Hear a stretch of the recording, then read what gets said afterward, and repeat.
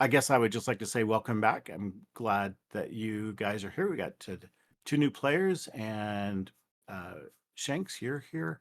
So, what I would like to do, if you will indulge me a little, is get you guys to kind of do your day in the life, give you a chance to settle in on that. So, and then we can begin.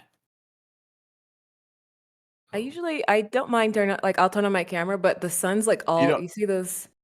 No, you don't. Yeah, you're Uh, blinds. yeah, You're I a can't. zebra. Yeah, I You're a can't. shadow zebra. Yeah, I Yeah, get that. No, don't worry about it. You're good. You don't need to have yeah. video. That's I fine. usually like playing with video on though, but Yeah, me I too. I just look like a striped, so I Kind of a can't. neat effect. I mean, I could leave it on if you guys don't mind seeing a striped No, face. you're It'll, welcome to do that for sure. it'll go Might away be in an hour or two, probably. I Right? Right? hope so. a player owner. Still, it's only 1:23 over here, so I think the sun's gonna be up for a second. Yeah. Gotcha. Maybe Because some clouds will show up and save the day.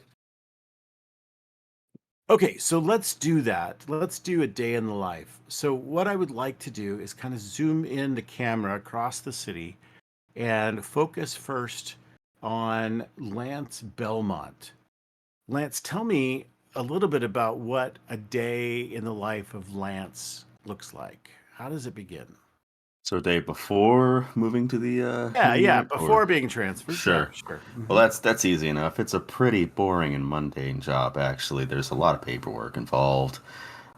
These days, as a senior security specialist, Lance does most of his work in the office. So I'm imagining that this building has, kind of a nerve center for the security team. And that's where he'd be, watching monitors, looking over people's shoulders, writing reports on things that happen in the day to day, uh, security incidents of the building, which, building in this size, there's probably quite a few. I've worked in a control room like this, so I kind of know how it goes. Um, sometimes there's a medical incident he has to coordinate. Sometimes there's, just someone causing trouble who needs to be escorted out, or perhaps an employee got their pink slip and somebody wants a security presence there to walk him to the front door. Typical corporate security stuff. It's actually kind of stifling and boring, and to some degree, Lance laments the fact that he's been kind of passed up for promotions here and there. Uh, but he does his job, and he's pretty happy these days about his lot in life, which is a stark change from several years ago. But that's all background now. Gotcha. Okay. So, mostly just a desk job with watching CCTV and like going on rounds and stuff? Yep, Or occasionally, people who work under him are the ones that do the rounds for the most part. right. So Okay. Okay. he's kind of supervisory, but yeah, he'll fill in every now and then if somebody is taking a break or calls off sick. So you might see him out in the lobby, at the front desk, kind of doing security work. These guys just had an encounter in another building with their security team that's at the front desk. So, Yeah. okay, cool. So, all right. So let's talk about what Eleanor or Ellie, or Yep. what a normal day would be like for Ellie. Um, uh, a normal day, she gets up in the morning, she goes for a run. She an early riser or just Uh, like 7 a.m. yeah, okay. So not like at the Yeah, crack of dawn at dark yeah, 30. Nothing. Yep. yeah. A reasonable time. Right. She gets up, she puts on her workout gear, she goes for a run, a couple of miles, and then ends like one of those parks where you can work out. It has like the Are the workout gear little outdoors. stations? Yeah. Yeah, yeah. So she'll stop Uh-huh. there, uh, could do some like lifts, working on her core and things like that. And then she'll take a walk back to like a cafe, get some coffee, walk back home, get dressed for the day. Um, and then it's a lot of paperwork as well. And then the odd case where she has to go out into the field and do some snooping and sleuthing if need be. And Usually, she'll end the day by talking to her sister, her younger sister, checking in with her, how she's doing, or they're going out to eat or going out to lunch or something like that. That's a What usual day in the is life. what is your sister's name? Her name is Emily.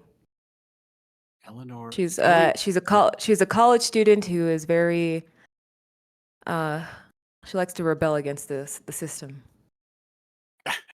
but she's good at heart. Okay. Yeah. A little counterculture maybe, but a university student who's yeah, and you know what? In this city, there's plenty to buck up against. Let me tell you, there's this town is going to hell in a handbasket.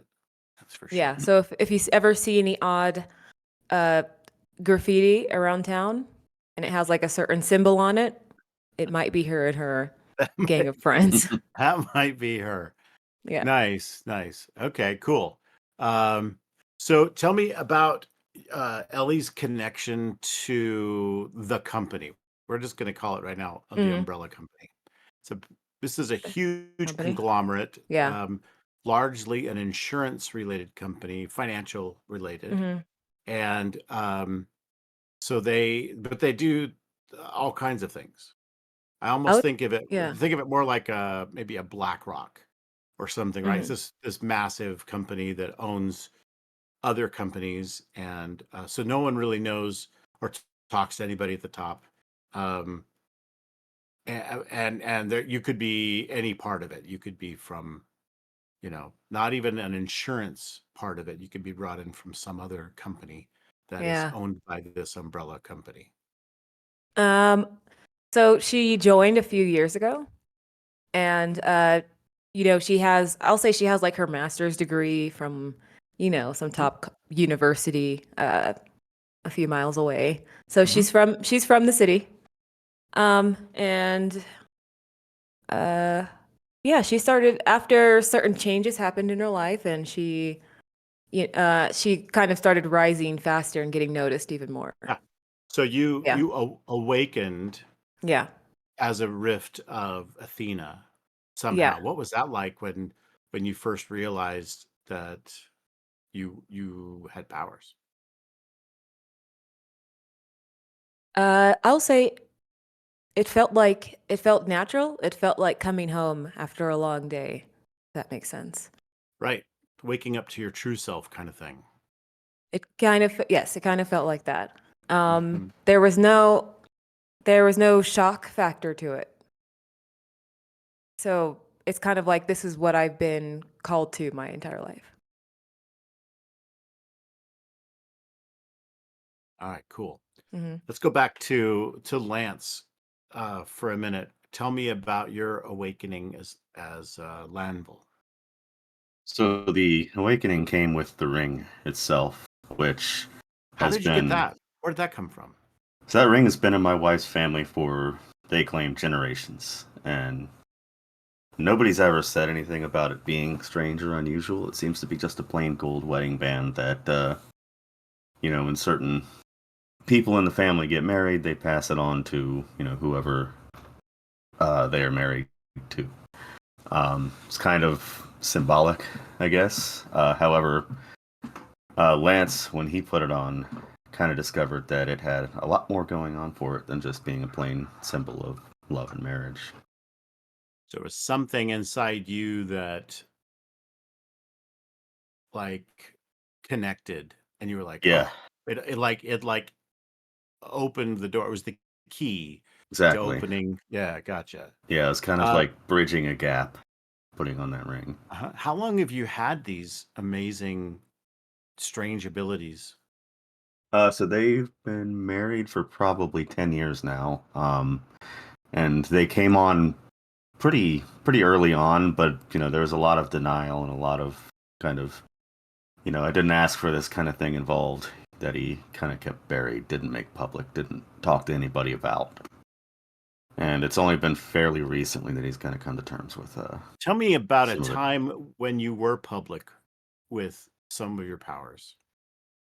Uh, so there have been several times in the security field when things get a little Mhm. physical, things get a little heated, and in an instant when somebody lashes out and tries to react violently to a situation, uh, this I don't know, to people who are not riffs, it would just kind of look like a blow got deflected, or something caused the person to not fully connect with a punch or a kick or something. But to Lance, he saw that manifested as this entire ornate medieval shield manifesting from the ring itself that deflected the blow.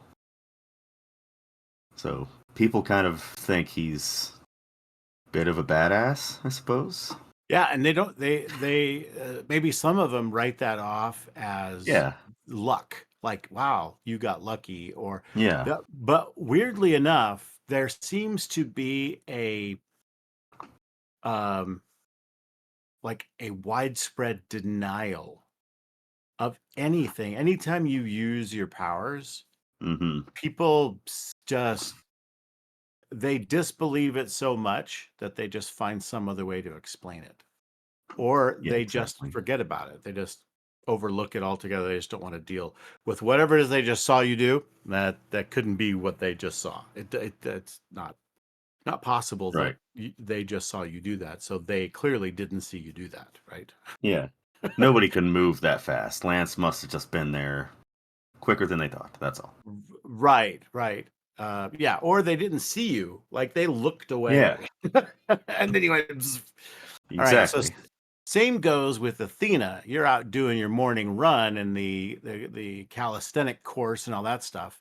Yeah. And when you just go to town doing pull-ups or planks or whatever, the other people are looking at you, and at first they don't believe it, but then they're like, "Yeah, she's on steroids," or Yeah, you know, it looks something. pretty intense. She Yeah. probably has she has like a very intense look in her eye especially when she's like working out.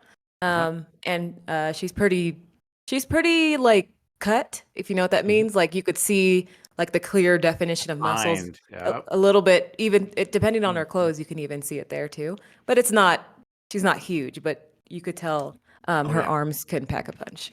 And Yeah. also, I didn't mention that me and Lance actually, he's in a different department, but before we transferred, we would always have lunch together, casual conversations in the lunch halls, wherever we're at. Aha. Yeah. Yeah, Excellent. Basically work on the same floor, pretty yeah, much. yeah, Gotcha. So let's do that. Let's talk about a lunch for you guys. You've met for yeah. lunch. Is it in the cafeteria or the restaurant thing that's built into the building, or do you go out Yeah. to another place? What is it that you might do during your lunch? Probably someplace in the building. That's what I imagined. Yeah, Yeah, I imagine sometimes it's in the building. Uh, there is like a good place down the street as well. yeah, Sometimes we bring our own food. yeah. And then yeah, depends Sometimes on the just got to day. get out of the building a little bit. Yes, yeah. And So I like to be out, so yeah, I think Lance would probably just kind of bring up some of the more interesting things that happened in the office and the general day to day, Mm-hmm. and then maybe talk about his home life a little, just a little. He's Right. careful not to talk too much about it, but he'll mention things like, "Oh, we did a family function this week, and oh, my wife's yeah. family is interesting. I'll tell you that much." Interesting. Do you want us to play out the scene right now, or do you want us Uh, to? I well, my wheels are spinning right now. Ah, I would like to see a lunch where we're going to roll it back a little bit, back in time a little bit. So it's still early in your conversations with Lance, but at one point the lunch hall's pretty busy, and so another woman has stopped in.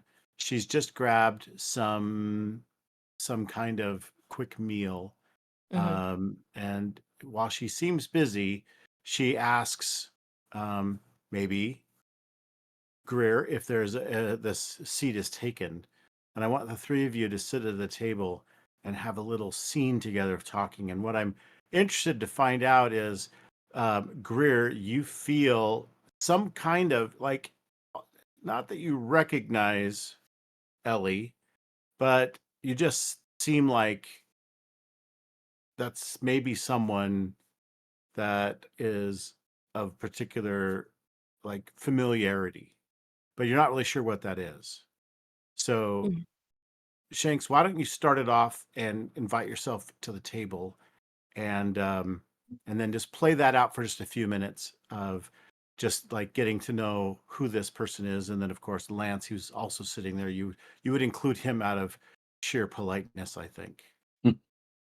Hmm. But there seems to be some strange familiarity. It's very low key right now. It's not like you're like, I know you, but no, it's not like that at all. But it's like, huh, I wonder if we've met, that kind of thing. Can you do that? Like a kind of sixth sense. Maybe, yeah. I wouldn't say that it was quite to Like, the supernatural level, but I would yeah, definitely not anything say, like literally, but it's more just kind of like a feeling rather than anything that's like properly grounded. yeah. Like I wonder, did we go to school somewhere? To, that kind of thing. It's just you seem familiar, right? Go for it. All right. So I suppose um like, and they would already kind of be at lunch. Yeah, they've been sitting there, but the lunchroom's pretty full. There's a space at the table. It's not uncommon for people to just kind of mix and match and whatever. It's not like you're super Yeah. intruding, but maybe there was a special company like catering or something, and so that brought you guys into the same room at the same time. Normally, Greer, you would do something different for your lunch, or you wouldn't take one. I don't know, something like that. But so in this case, you're down here, and you're stopping in, or maybe you're up here. Maybe you work down in the basement. I don't know, something like that. So go for it. All right. So I think with just kind of this weird niggling, for lack of a better word, Mm. Greer's going to kind of very roundabout kind of like go toward the table. Um hmm. And I think she's going to Athena like does notice this too. I mean, not Athena, Eleanor. She's she's still like eating her food, but out of the corner of her eye, she notices you walking by. Mm-hmm.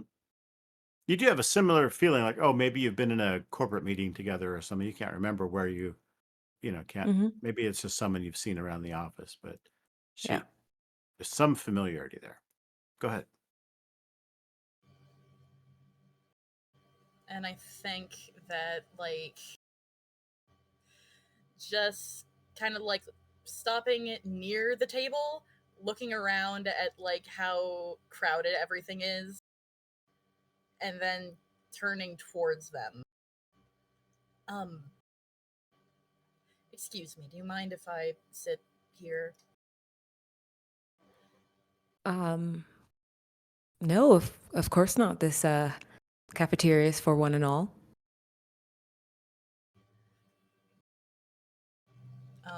She's just gonna sit down.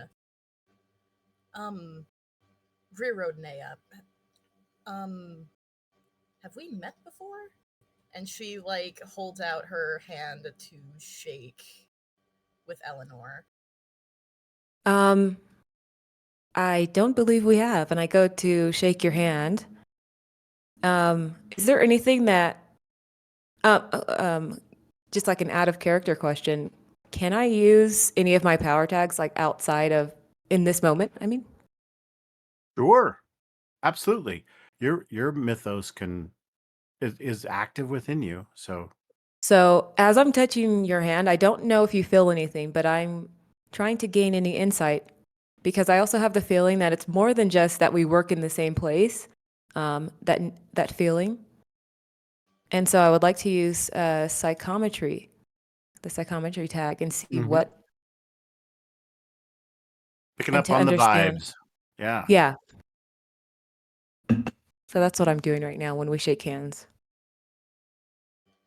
And as we shake hands, Greer is kind of like a little bit deeper than normal. She's like kind of trying to get a quick sense of like who this person is. Particularly like focusing in on like desires, but also just kind of like surface level thoughts. Yeah, you guys can do that too. So why Okay. don't you roll an investigate, and then you can ask Greer a question and just know the answer intuitively, right? Or you'll find it out through body language, or um, maybe even work it into conversation to get this information somewhat quietly. So choose your tags, then choose the core move, investigate, and click execute. Okay. So you click it and then it turns yellow. Yep. And then when you're Okay. ready, up at the near the top, it's got core moves, and pull down the list to investigate, and then click execute move. Yeah, perfect. Save your psychometry. And so what that pops it up for me, and then I can so you are actually touching her skin, so I'm going to leave that. I'm not going to use that as a weakness for you. Yeah.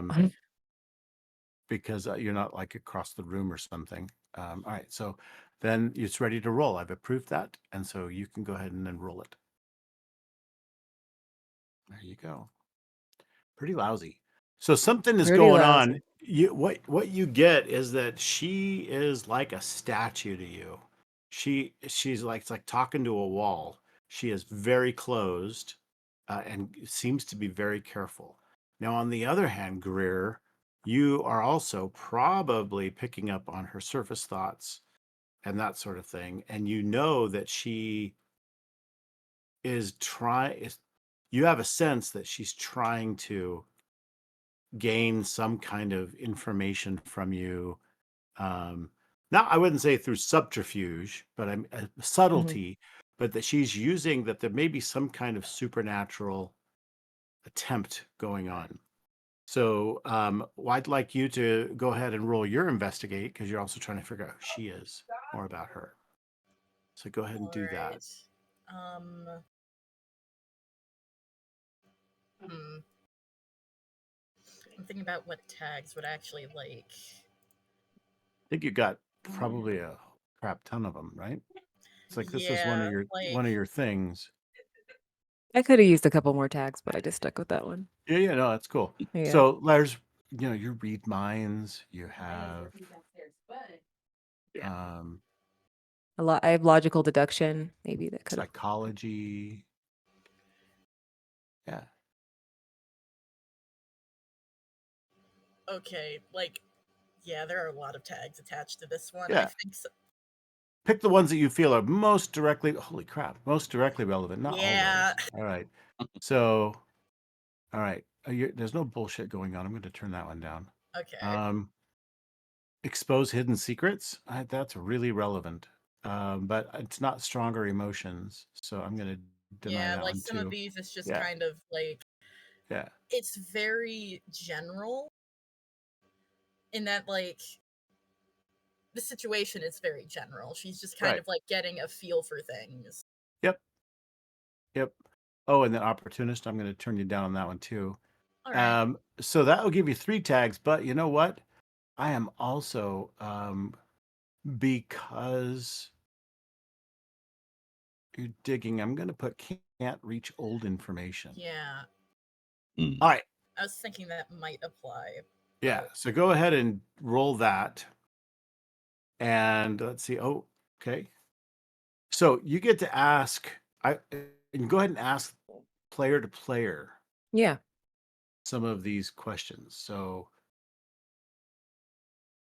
oh, it actually approved everything. Hold on. Yeah. I Oh told God. it. Yeah. That mark I doesn't told it work. not to do that. Um. So I'm going to go, let's see, 1, 2.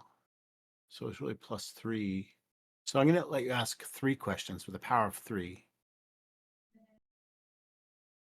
And And you get to ask 1 question back if you'd like. So Ellie, go ahead. Let's play that out. you get to Greer start off. Ask some question that you just want to know about Ellie, and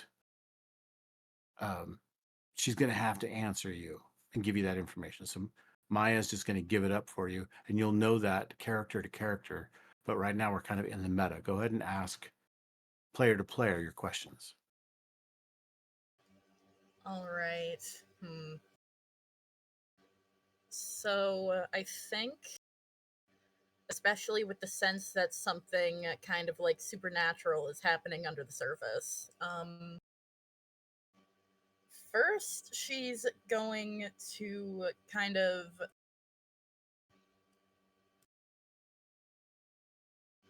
I think she's going to try and look for and like anything else that's like Just ask a question.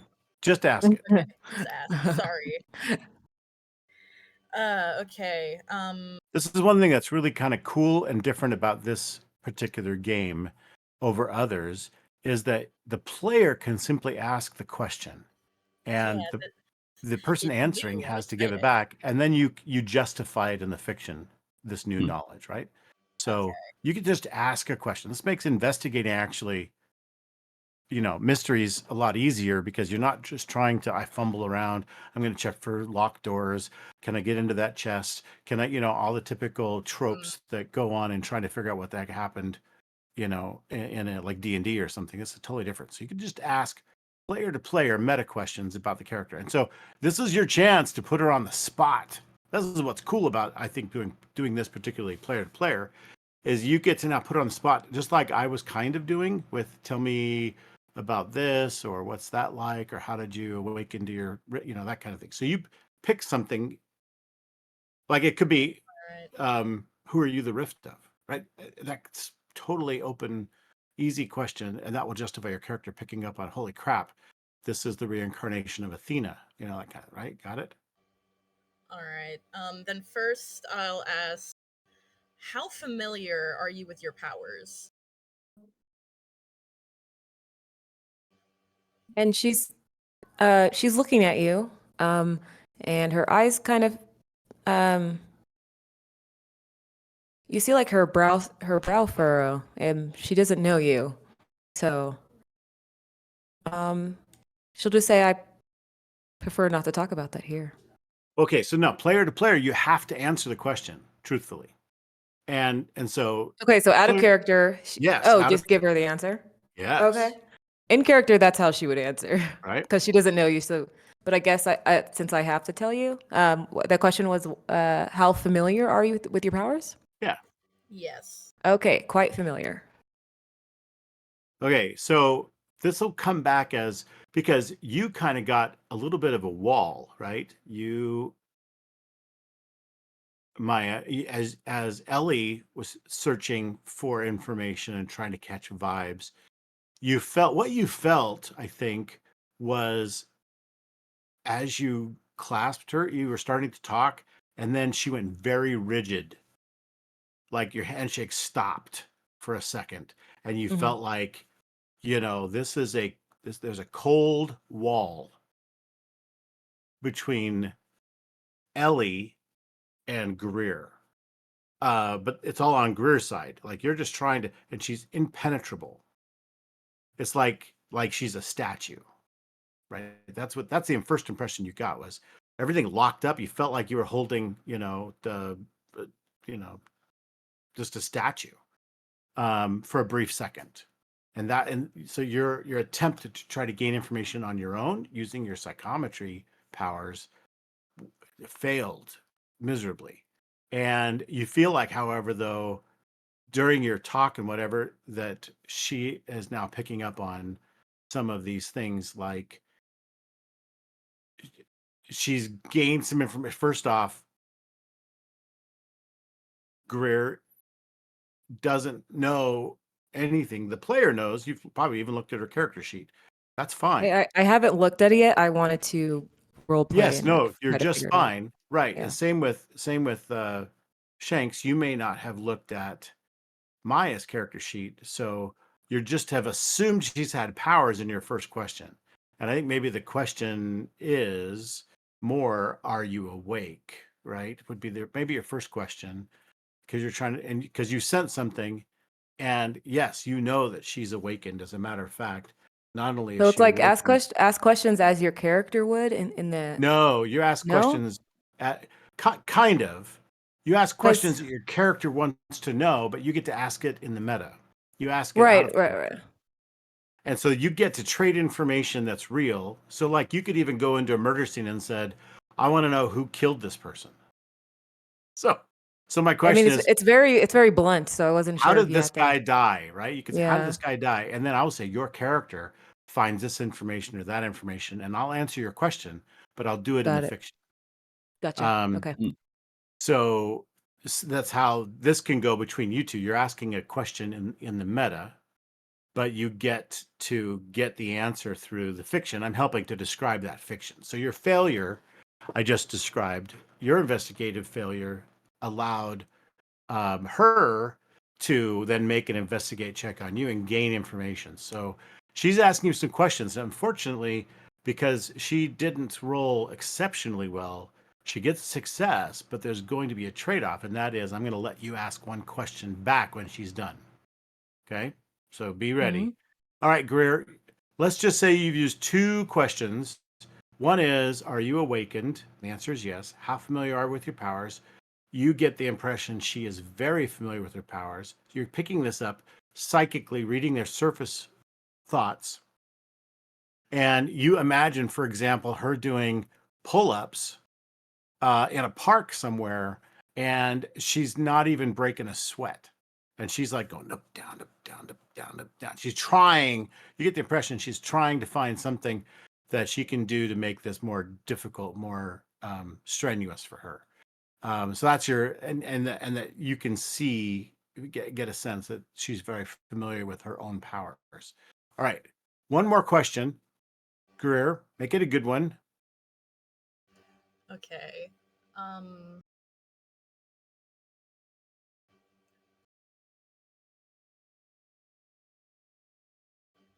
Oh boy. Um.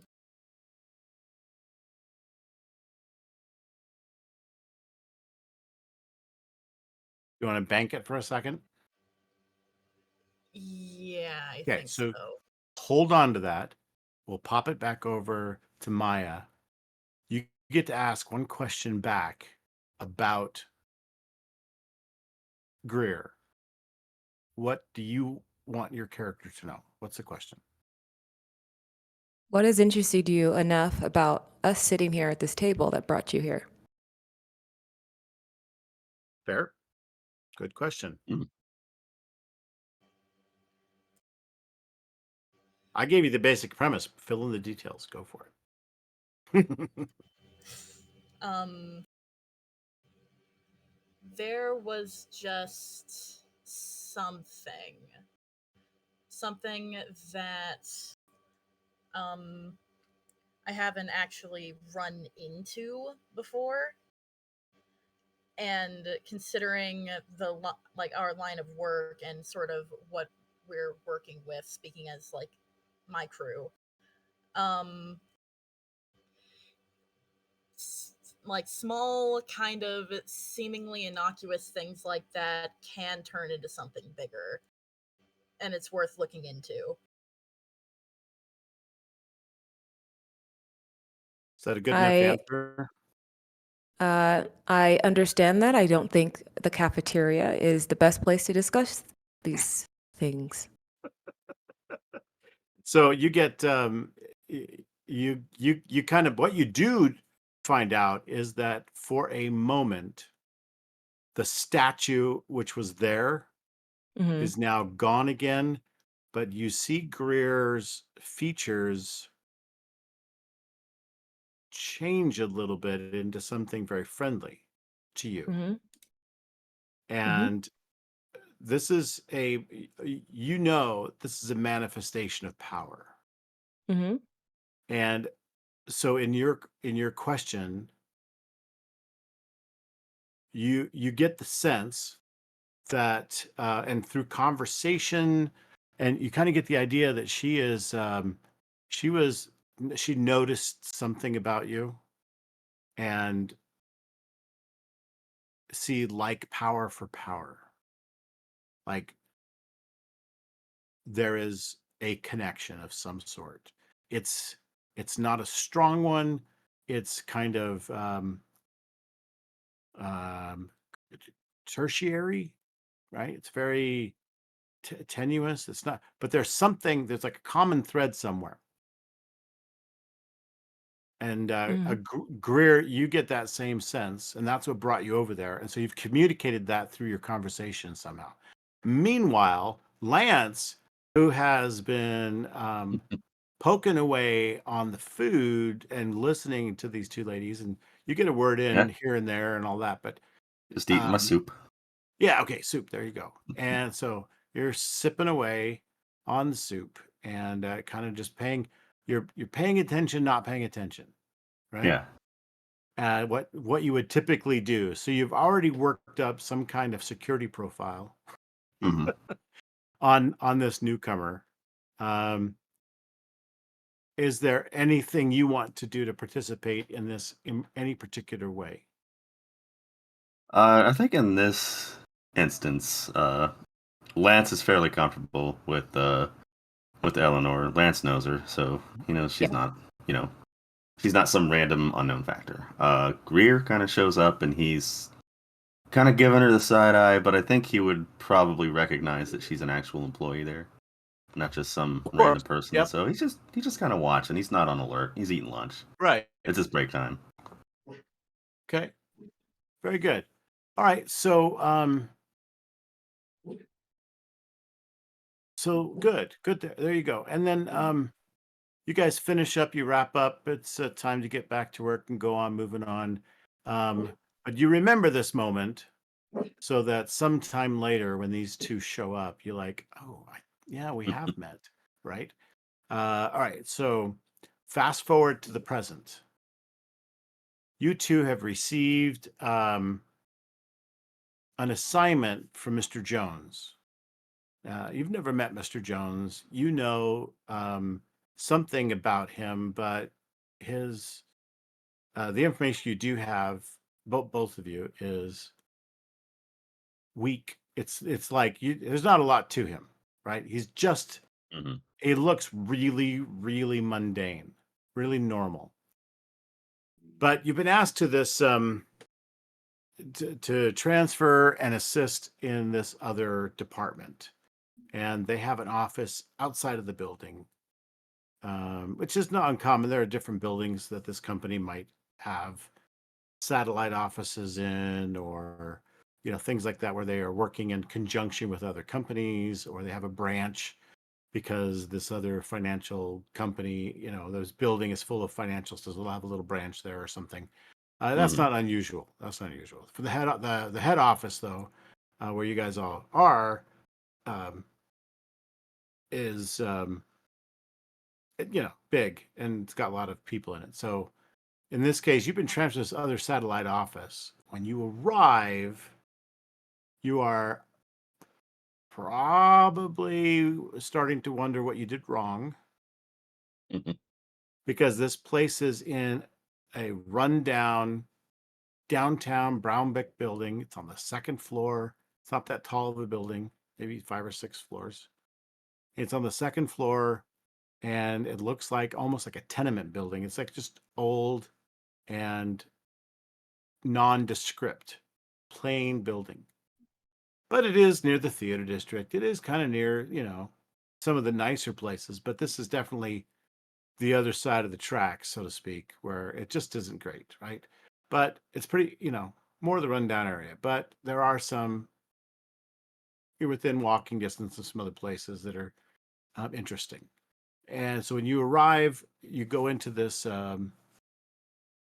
room, and Greer will be there. Let me switch maps for you. I think it is private office. So let me mix up these. Last time I used this, we had other people here. We'll say David's not here right now, and neither of these guys. So there's just you. Perfect.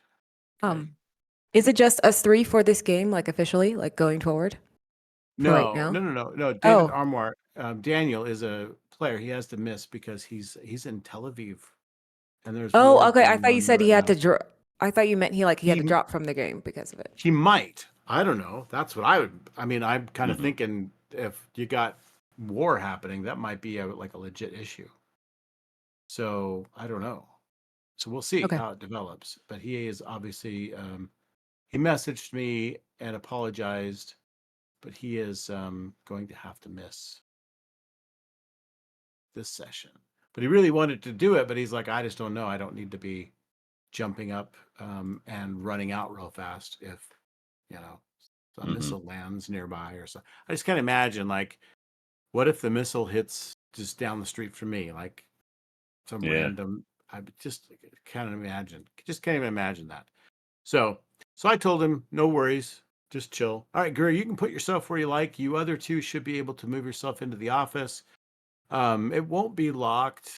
And when you walk in, there is kind of this sort of not very often used reception area that has maybe where someone might sit who is a secretary if there was such one. But then there's the main office in here. Can you move your guy? There you go. Okay, Yep. cool. We're good. All right. So again, this is kind of introductory. Greer is in there, and she's already gotten the email from Mr. Jones, so she's expecting you. All right. You have the case file. So you should be familiar. Did you see the case file, by the way? Probably never pointed you to it. It was a busy week for me. Um, I've seen some of the stuff going on. yeah, on the World Anvil site, there Yeah. is an actual case file that explains like what introduced them into this particular case, what their objectives are. And that scope has expanded since then. So maybe Greer will fill you in a little bit on that. Or we Mhm. can just say there was a download, right? And you guys know. Sure. So if you've read that, if not, then we need to just go over basically how this works. Now, in City of Mist, we've already skipped it because we've done Day in the Life, but there is an opening monologue. Shanks, would you like to do that this time, or do you want me to do it? I have something written up here. Please do. So this is an actual Cool. move that will grant you attention on your character sheet. Every week, I ask a character to volunteer to do the next monologue, or I ask it in the Discord sometime during the week, and or ask for volunteers. And so whoever wants to can do it, and that gets you an attention marked on your sheet. All right, so here's what it's like. Go for it, Greer. Last time on City of Mist. The team started their investigation of Tiffany Bancroft's penthouse and final resting place, following threads from the death of Darnell Fox. After thorough reconnaissance, the party learned that Ross Bancroft could only accept meetings by appointment, and that he wasn't accepting them at this time, and that they would have to infiltrate to gain access to the penthouse. Oh. After shorting out the building's security systems and tricking a security guard into lending their badge, the investigation started in earnest. Tiffany Bancroft died near the penthouse's grand piano, bitter at her life and seemingly unaware, or not forthcoming about, if she had been attacked. The penthouse has a separate security system, but the 6 hours of security footage surrounding her death were mysteriously missing. There is also a loose tile in the bathroom, hiding a box with an empty lab vial inside. The writing is in medical Latin, and the crew will have to investigate further to discover the nature of the true drug. Finally, as discovered by David, at some point in the past, present, or future, someone is coming or has come up to the penthouse.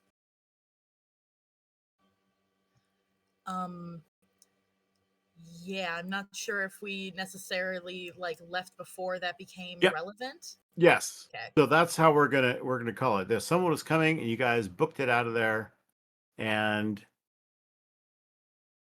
that is where we left that. So with that, you are back at the office, expecting these two to show up. By the way, the name of the drug I just put into the VTT chat. It's also in the NLPT case file Oh, notes. okay. This is the name of that weird Latin drug. Typical, what the hell is this that I'm taking? Yeah, you Mm. Yeah. dropped that into the notes, and I was like, Yeah, huh, with no context. interesting. Exactly. With no Pick up some context. of that at the pharmacy, sure. Took me a while to come up with that fun thing right there. So, all right. So that is the name of the drug. I'm just going to throw it out there, and we'll leave it at that. All right. So lots of interesting things have gone on in this case. That was initially a mysterious death or a death of unusual, unexplained circumstances at a nearby dive club called the Washboard, which is in a building just around the block. You guys are literally, a 5-minute walk from this building. Possibly why you have this office here. All right, good. So you can see that Greer just ran the opening monologue move on her character sheet, and it pops up and asks, "Where do you want your attention to go?" That is, it'll ask you if you have what it does is it puts attention on your least attention theme. And if you have any that tie, it'll ask you to pick one. So, is that what happened with you? Did you tie on a theme? Yep. Okay. So then you get to choose where you want it to go. So, Skin of Ivory got an attention. Okay. Now, if are you two both new at playing City of Mist as well? I played before. I Oh, right. I remember now. You said you played a campaign, but Maya, you're new at this, right? this is my first game, but I've ran Red. 3 games before. Oh, Yeah. okay. Never mind. Good. I get to skip any of that introductory stuff. And you're just kind of new at how this works on Foundry, or did you run it on Foundry? Yeah. No, I didn't run it on Foundry. I did it on Alchemy. But yeah, this is my first time using it in Foundry. How did Yeah. that go? I'm just sorry. Real quick. We'll talk about it later. Oh, Never mind. yeah, sure. I'm curious. Mhm. So anyway, so good. So anyway, that's how that goes. So I'm not going to explain rules to you anymore. I'm done with that. All y'all know. Okay, good. If I All have a right. question, I'll ask. Yeah, I may Perfect. need a refresher here and there as well, but yeah, Excellent. I'll let you Okay. know. Yeah, please feel free to ask, and I can explain at that time. All right. So, Oh, click the wrong button. yep, you created a status. Good job. All right. So what do you want to do from here? You've escaped the penthouse. You've gained some interesting, I don't know if it's useful, but some interesting information about what went on there, and discovered some missing information. Some information that should have been there was missing. And then someone was approaching. David definitely had a premonition and of some sort that someone was coming that was going to be potentially very dangerous. And so you guys managed to duck out just in time. All right. So where do we go from here? What do you want to do now? All You right. two new people have been Yeah. introduced by, missive from Mr. Jones, and you apparently know each other. You're like, oh, huh.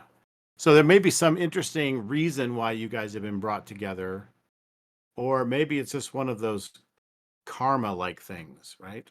I don't know. You haven't figured that out yet, but They somehow you select guys, people. yeah. They select people for this posting from the lunchroom. Is that what's going on? Eleanor will go to Greer Uh-huh. and say, like, we've met inside the cafeteria a few weeks ago? A couple weeks ago? Yeah, sometime before Greer was even moved to this department as well. So it could have been some time ago, whenever you guys choose. We met inside the cafeteria before. Do you remember me? Um, let's see. Like, was that feeling just kind of like a one-time thing, or is it just kind of like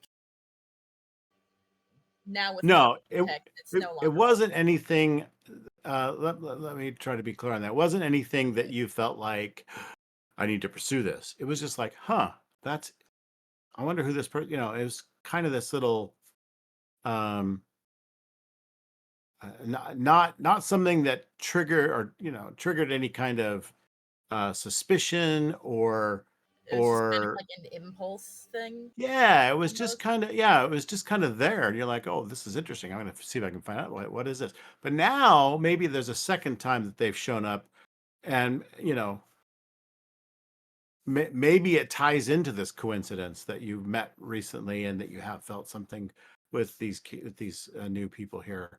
And so I just now, wanted I just wanted an answer to if you've met me before, and then it turned yeah, into. yeah, Do you remember me? Yeah. Um. Yes, I think I do. Yes, I remember your questions being quite blunt for the cafeteria, but this is a much better setting for all the questions you have. Well, Vaguely remember that as well. Yes. seeing as we're all here, I imagine that there are some supernatural abilities shared. I believe we all got that feeling, Lance. Hmm. Well, I wouldn't be so quick to go out and say it, but yes. It's not like anyone's going to be around here. Have you seen the street? It is a bit derelict. Mm-hmm. So, I imagine that you've read the case report, have some idea of what's happening with the department. Yeah, we've reviewed it, but if you can give us, some quick notes, what is it? What do you think from your point of view? What's going on? So, from what we've discovered so far, it seems that this hooded figure is very much going to be tied in with all of these attacks. Even though we don't have very solid evidence of it in the case of the Bancroft attack, the missing footage and the fact that she didn't seem very aware of how she actually had died. Hmm. That's a bit more of a loose end, but so far it seems that in the other cases, there was the presence of Martha. The hooded Martha. figure was there, and then people had heart failure. It seems like a straightforward enough connection. Hmm. Sudden heart failure, unexplained heart failure. you think? Yep. Do you think that's a coincidence? Well, seeing as they were both of the male victims were very young, relatively speaking. And Tiffany herself was also, was it 30s? Mm-hmm. Yep. Early 30s. Considering It most is. targets were not even middle aged, I'd consider that fairly unusual, especially Right. since none of them had medical history. Adam Walsh was a little older. Interesting. He was in his probably early 40s. He had a 15-year-old boy who just passed from Yeah, he leukemia was or something. older, but I did Yeah. remember that it was like not quite 50 yet. Yeah, oh Yeah. yeah. Still pretty damn young for total heart failure. Because Right. when you go over 50, you get really old. I would say that's You're- quite. I don't believe in coincidences. It's strange. Um, of course, these things are Well, happening for a reason. coincidences may exist, but for something to happen, what is it, 3 times now? A Apparently, couple of weeks, yeah. 3 In a couple unusual of deaths. weeks? Mhm. That's well beyond coincidence, as far as I'm concerned. of course. And whoever it was that's at least motivating these attacks, they seem to be all connected, though we don't have evidence of the exact perpetrator. All three scenes had the same remnants of sort of swampy terrain and Spanish moss Hmm. within the supernatural sphere. Hmm.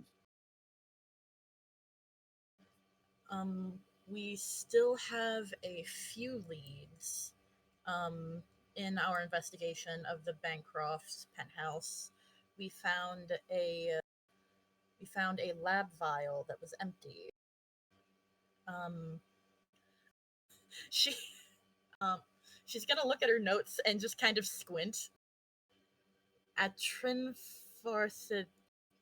There's some medical Latin Trend for that Atrinfarcadoxamine. Come on, man. Could oh, I farcidoxamine. Got it. Yeah. could I try to investigate that somewhat? I imagine as a security specialist, I've encountered like all manner of unauthorized substances.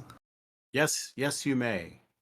So you're And gonna employ phone calls, computers, whatever, and try to figure out what this drug is. yeah, pretty I'll much. tell you right now, you won't find it on the internet. So, Okay. because I made it up. But Yeah. your investigate. So go ahead and roll and investigate. You're trying to investigate what you can find out about this drug. Okay. It's my first time doing a roll in Mm. Forge, so let's see So how there's this two goes. ways to do it. One is you Hmm. can do the move first.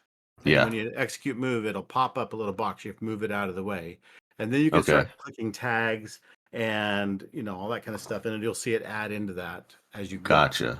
Or Okay. you can click the tags first and then hit execute move, and then it sends it all to me that way. But otherwise, I can watch you as you build your list, and it's interesting that way. It's Oh, that's okay, interesting. cool. Either way, it doesn't matter. So I have 3 thoughts on approaches that I can Okay. take with this with the tags. The first one is just a broad threat assessment. And using that, I would just basically be asking, is this stuff dangerous to us? I'm not looking for specifics with a broad tag like that. Just, hey, is this stuff something that we need to be careful with? Second would be to call up the response team and say, hey, have you guys ever seen this stuff? But I don't think that one would really apply here. Okay. And then I'm really kind of looking at eye for detail. Have I You could encountered use it anything like all. this? Yeah, you can Yeah. use all Okay. those tags because this Cool. approach, you're actually just trying to gather information about this drug. So you're Gotcha. using your. Oh, wrong button. You burned a tag. Wow. Yeah. I You keep could do clicking the that wrong too. thing today. Yeah. Yeah. I don't want to burn anything yet. It's too early. All right. Yeah. Oh, that's fine. Okay. And I will say that I will go ahead and throw in Mm-hmm. your limited jurisdiction Sure. Yeah. Yeah. because there's Just only did. so far you can go, right? Yeah. All We're right, not there all you go. pharmaceutical experts here. So. Exactly. All right. So go for that. You can roll that now. All right. And yeah. So there you go. Pretty good. Yeah. So I would say a 9 works well. It may expose you to danger.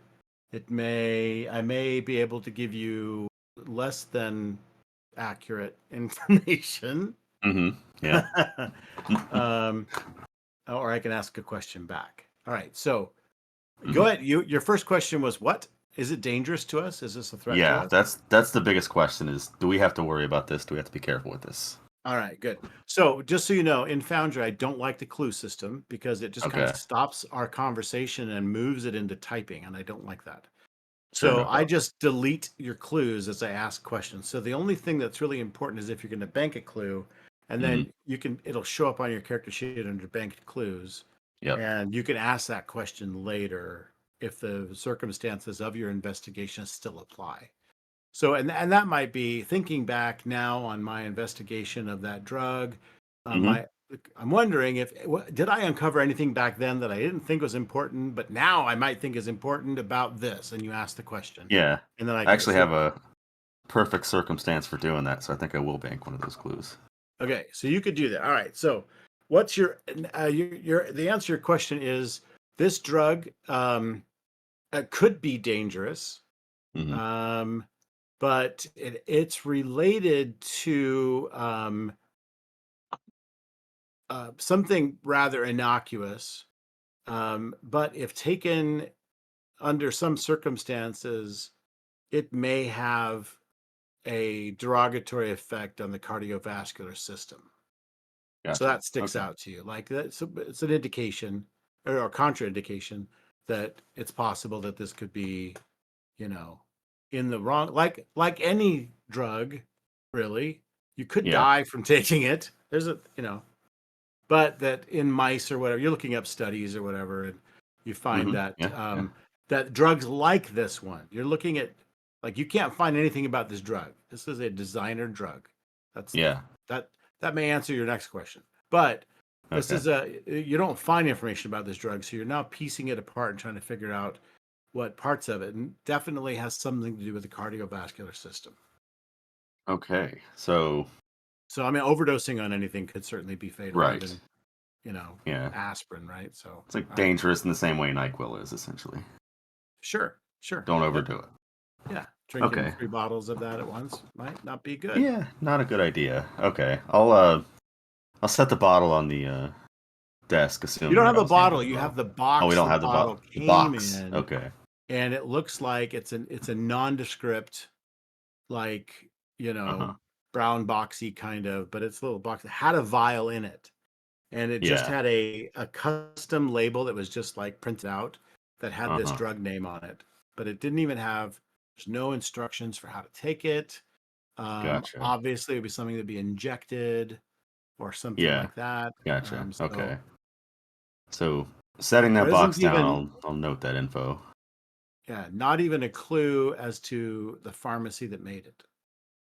But it Wow. probably done at one of those, you know, um, smaller little pharmacy places where you can go get, Yeah. specific doses, and like a specialty pharmacy. This is Yep. Yep. probably something like that, but there's nothing to trace it back. So your initial impression would be, yeah, this could be very dangerous, especially since no one wants their name attached to it. Okay. Yeah. That makes sense. So what I'm considering banking a clue for is if we run across another death, I think it'd be interesting to know if this stuff is present or responsible in some way, or if I recognize anything that would indicate. I'm not sure how viable that is to you. Okay, I'll give you an answer to that now. Okay, sure. Um, and the answer is, you may not be able to tell. There are components of this drug that metabolize so quickly they wouldn't Right. even be in the bloodstream by the time an autopsy was performed. Gotcha. I do meta-wise recognize that it is an organic compound of some sort, so Yeah. So that may be a clue as well. A little bit okay. fuzzy, but there you go. Yeah, makes sense to me. That's good. I can deal with that.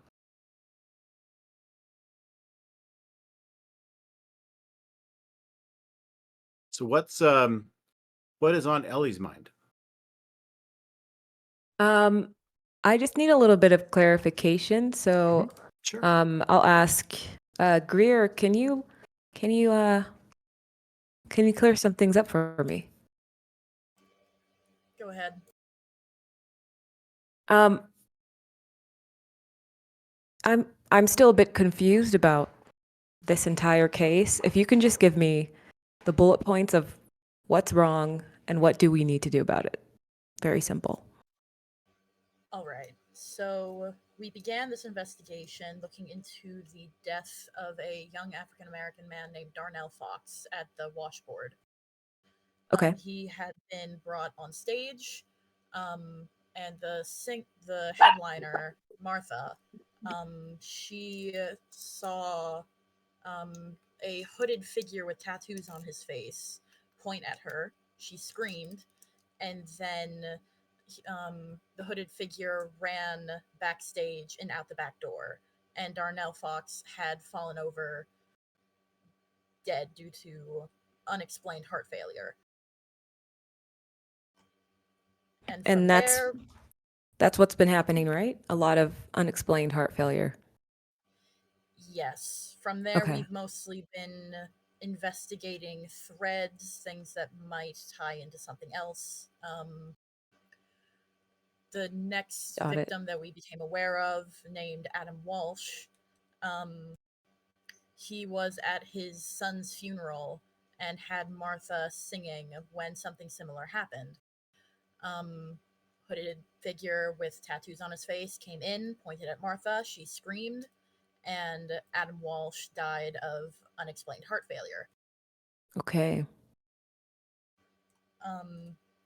And we picked up on the name Tiffany Bancroft, who is the wife of a hedge fund manager, Ross Bancroft. She apparently had died in her penthouse. We went to investigate that relatively recently. And while the evidence isn't quite as clear as the other cases, we have reason to believe that these are related. What is your reasoning to believe they're related? At each of the crime scenes, whenever we investigated into the supernatural sphere, let's say, there was a sort of swampy texture to the floor. With it became sort of humid, and there was a lot of Spanish moss. Okay, so that's the connector between all three cases or To situations. clarify, that is when they were trying to sense things supernaturally. So Right. that's not; those are not real physical.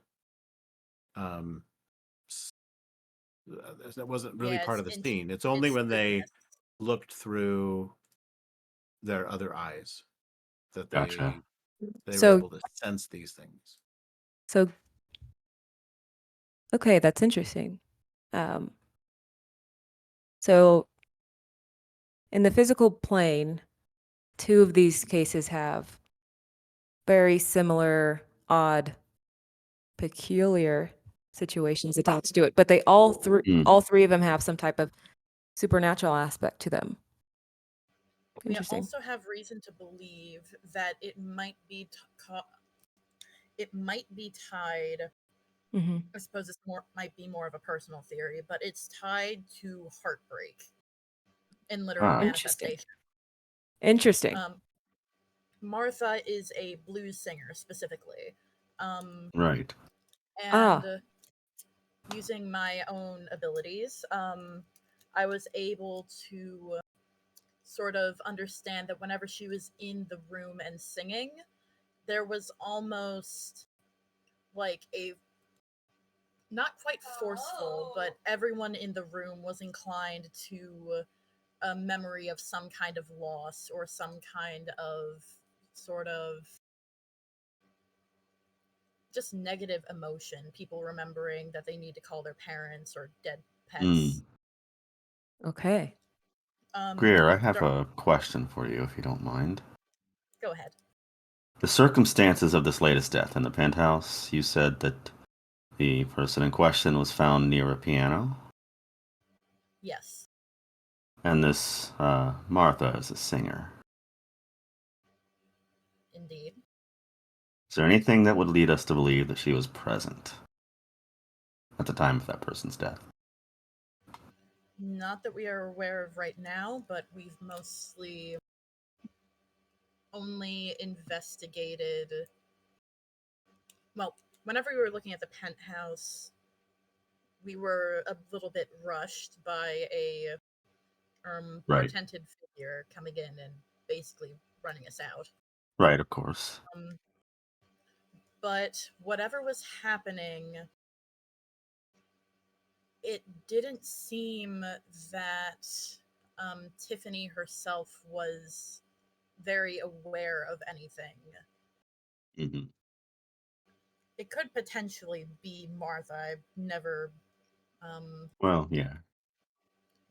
eliminated that possibility, but the fact that there is also this hooded figure that other people are seeing, Right. there's something exactly. there, and we believe that it's tied to Martha. And Right. some background investigation has led us to consider the possibility that they've been following Martha in general. I see. And another thought, it could be a combination of the two when they're together in some way. Possibly. If Martha gives off these vibes during her performances and some third party shows up to somehow enhance or change them in some way, that could prove deadly for some. I think it has, actually. Literally. Something to keep Uh, in mind as we move forward. I I don't think we'll get many answers from inside this office. Is there anywhere we could go, Greer, that you suggest we go next? There are a few sort of loose connections that we might be interested in looking at. Of course. In at the very least, the first two sites. There was also a pattern of broken glass.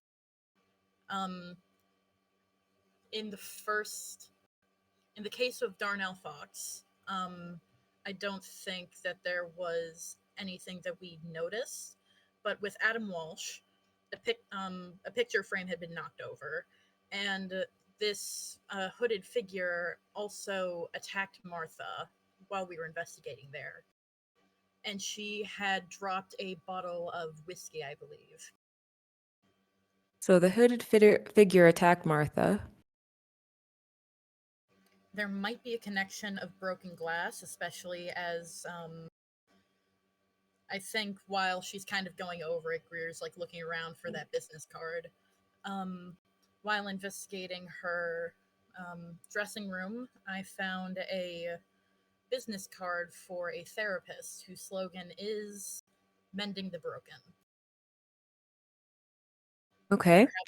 Perhaps it's coincidence. I won't fully believe until we receive maybe 3 instances. I mean, it's good that you found it anyway. It's good to have. I Mhm. wouldn't put it out for right now. For now, we've got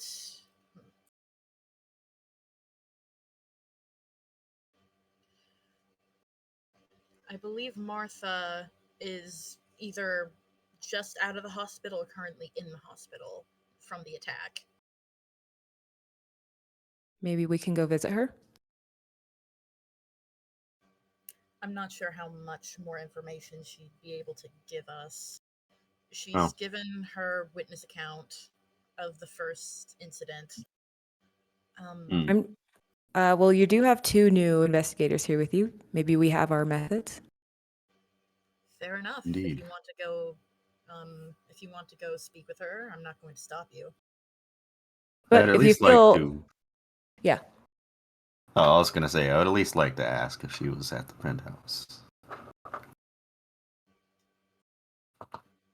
All right. unless you think there are substantial leads we should follow first.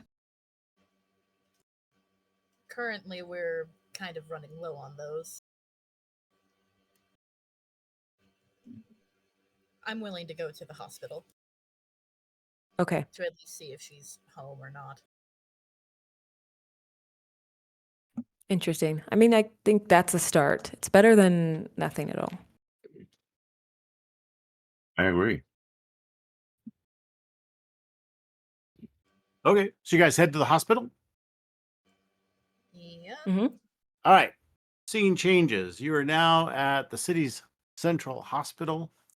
It is a fairly large facility. It was the closest thing to downtown, where Martha was taken by ambulance because she was feeling rather faint, and the other folks noticed the level of intoxication was pretty high. And so you arrive at the hospital, and Martha is actually just being released.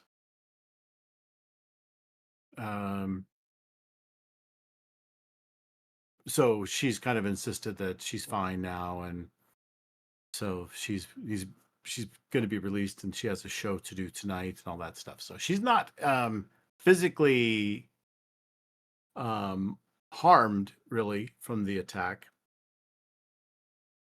but you catch her just as she's kind of coming out through the entrance there, and so you can have a discussion with her in the lobby because looks like you've seen her coming. She's a woman in her 50s, shapely, mature woman, but still has a young look about her.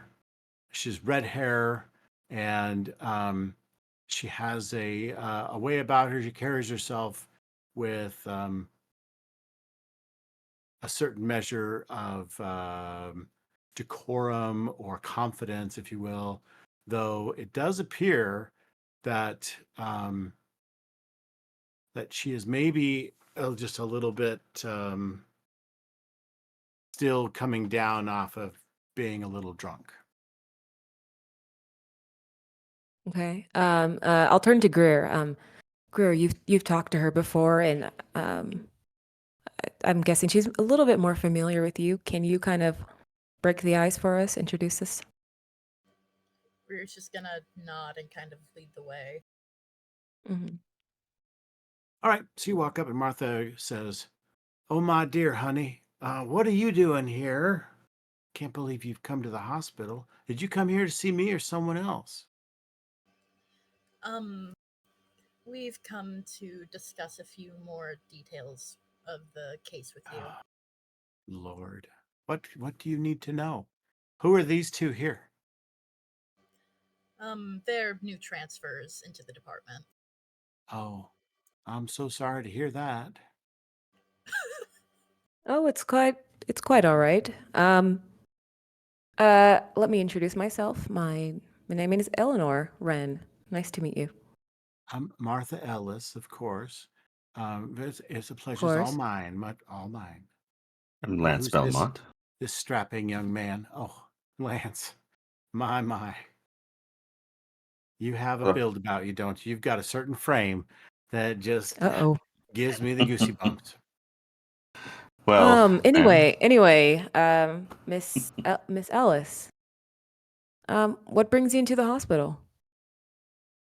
Well, that man attacked me. He even tried to.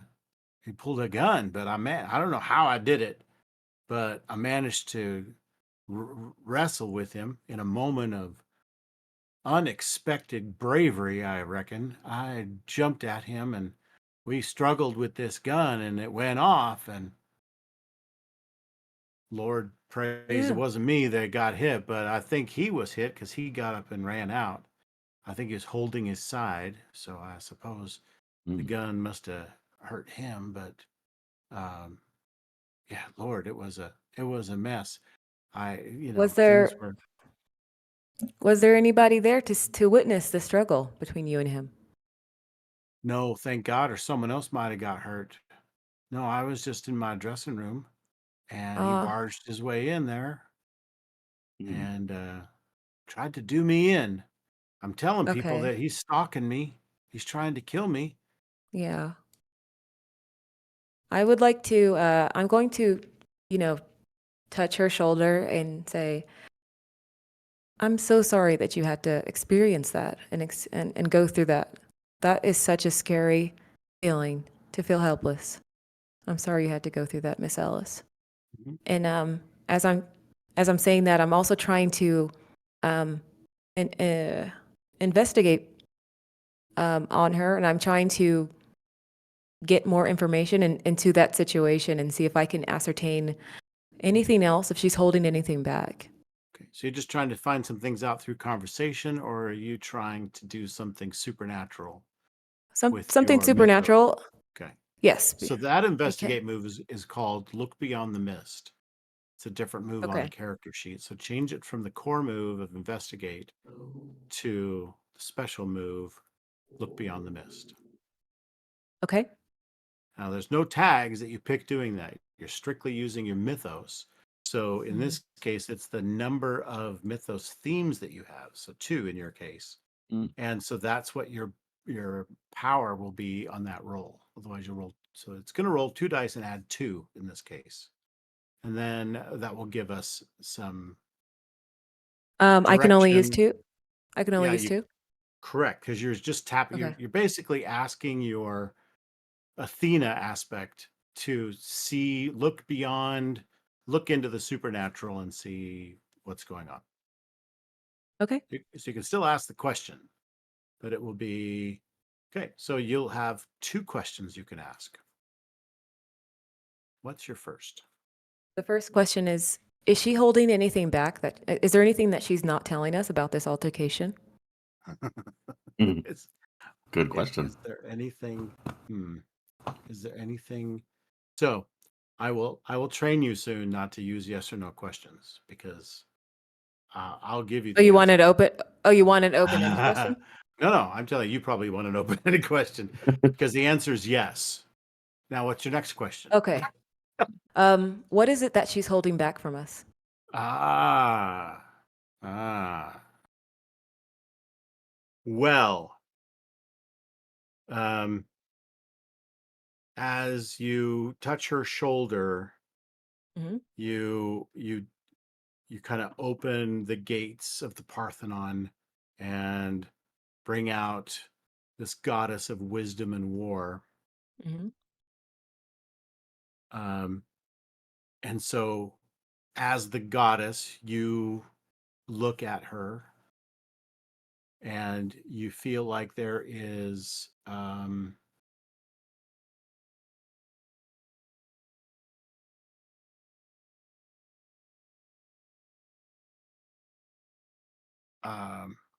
what you see is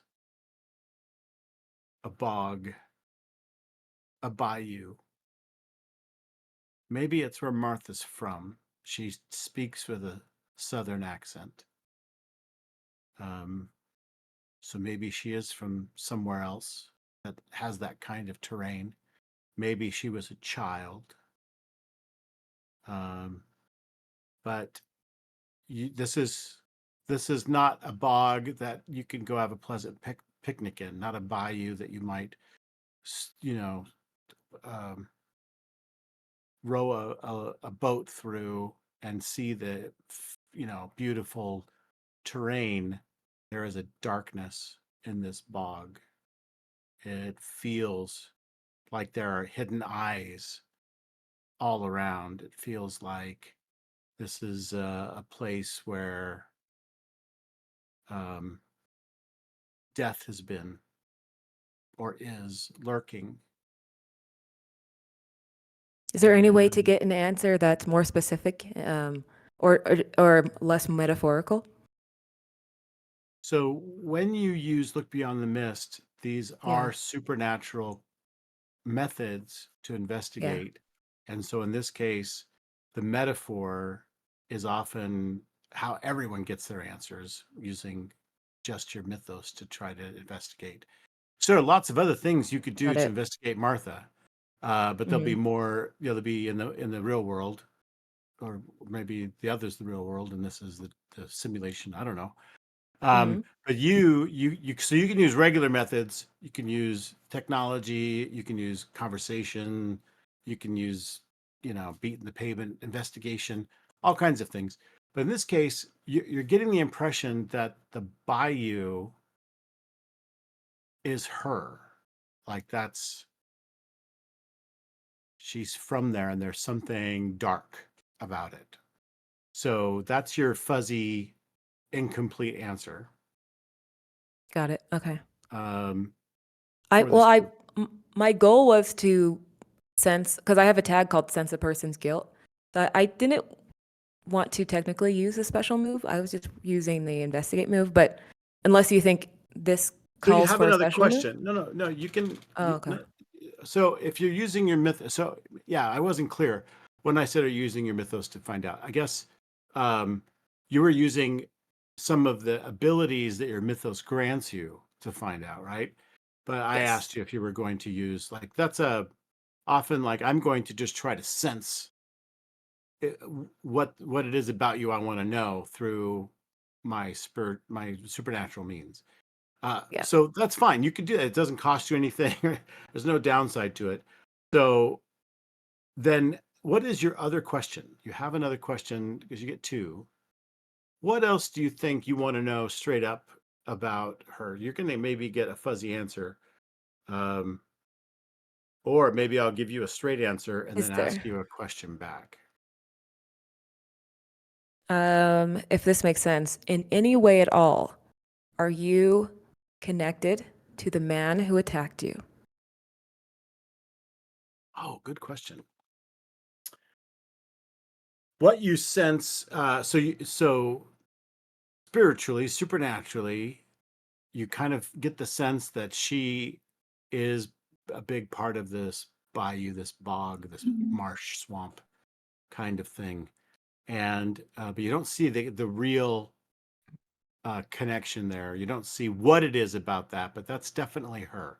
So in your mind, you're going to be able to probably connect the dot between the marshy, Spanishy moss stuff that people have been picking up in the past, that Mhm. this is Martha. So this is Martha brings that to the scene. All right. Understood. Yep. So then your question, so ask it again now. I was I said, in any way at all, are you connected to the connected to the hooded man man. who Yeah. attacked you? Yes. So yes, you get a sense that there is a very odd, interesting, not super strong connection. But what you get is lunch with Greer. There was something there, but you're not sure what it was. And then you get the bayou, and then in the middle of the marsh is a very prominent holly bush. Doesn't Ho- belong. ho- Doesn't belong there. Holly bush? Yeah, holly. Holly Like bush. like ho ho ho, Merry Christmas, deck the halls. Mm. Um, Oh, I never heard of that. I'll have to look it up. so holly, and somebody had holly somewhere else. You'll probably bring that up when you discuss your senses here.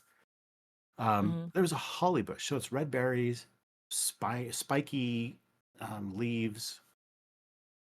Doesn't really look like a pleasant bush to me, but gets associated to the holidays. Um,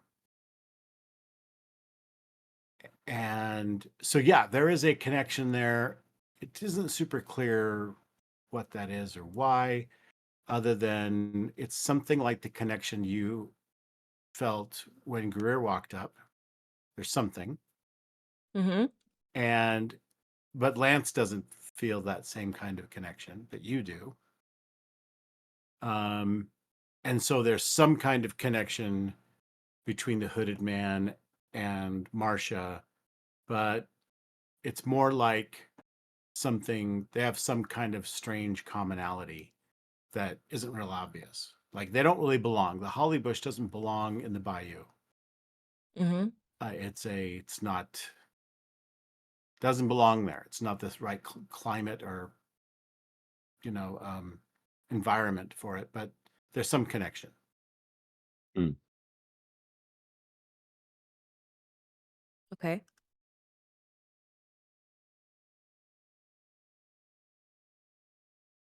Now, do you want to do a regular investigation now too? Like just have conversation with her and try to do stuff. You can do that too. I didn't mean to sidetrack you onto this supernatural thing. I just thought at first No, it that might be works too. great. That got me some good info as well. I'll leave it to Lance if you have any questions for her. Oh, I do. Well, first of all, basically to start talking to her, and I'd imagine we can start this with an investigation roll. You certainly can, or we can just work through role play if you'd like to. So, Sure, yeah, yeah. Yeah. I'll ask the questions and you can let me know whether or not you want to Okay. call that a investigation. Okay. So first off, I'll start off by, previous flattery, I appreciate very much, and I'll hold up the wedding band on my left hand and say I'm quite spoken for. Thank you. That's a lovely So, trophy you have there. Hey, let's go. Maybe we should sit down. I'm oh, still, you know. absolutely. Let's have a Yeah. seat. I just a couple of things I'd like to ask you out of curiosity about. Well, a few things, but let's sit down. Yes. Okay. So she sits down and she, makes sure that she kind of taps your knee a little bit and says, "So, my dear, tell me what questions Mm. could you possibly have, little old me?" Well, I was just wondering, do you ever do private or personal shows for Oh my. friends or family? Oh, Okay. oh Watch it, my. Lance. I'm sorry, I I didn't mean didn't to know we imply were going to anything. go there with this kind of questioning. I'm so I sorry. mean, do you sing in the company You're of married, private sir. parties?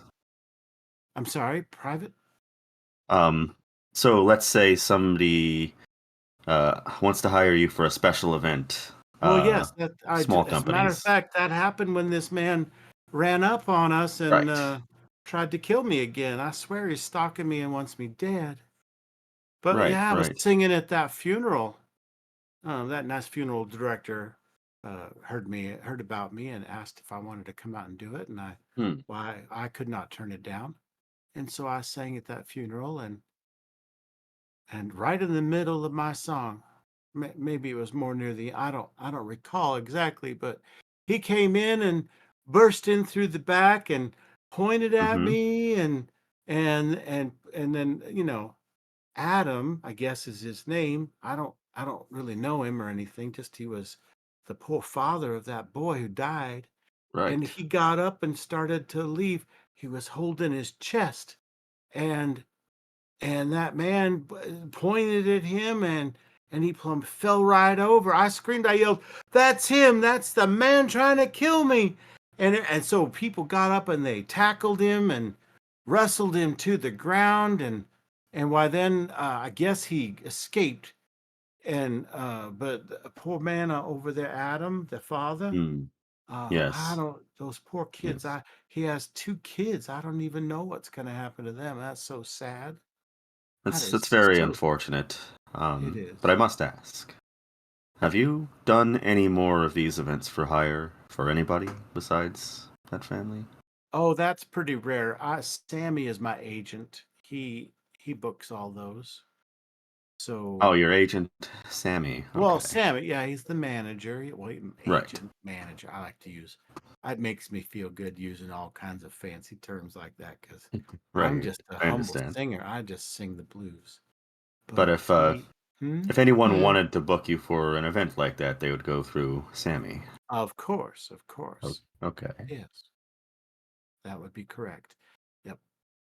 Very well. And well, you weren't recently in uh any other situations that were dangerous besides the previous that we've already talked about, were you?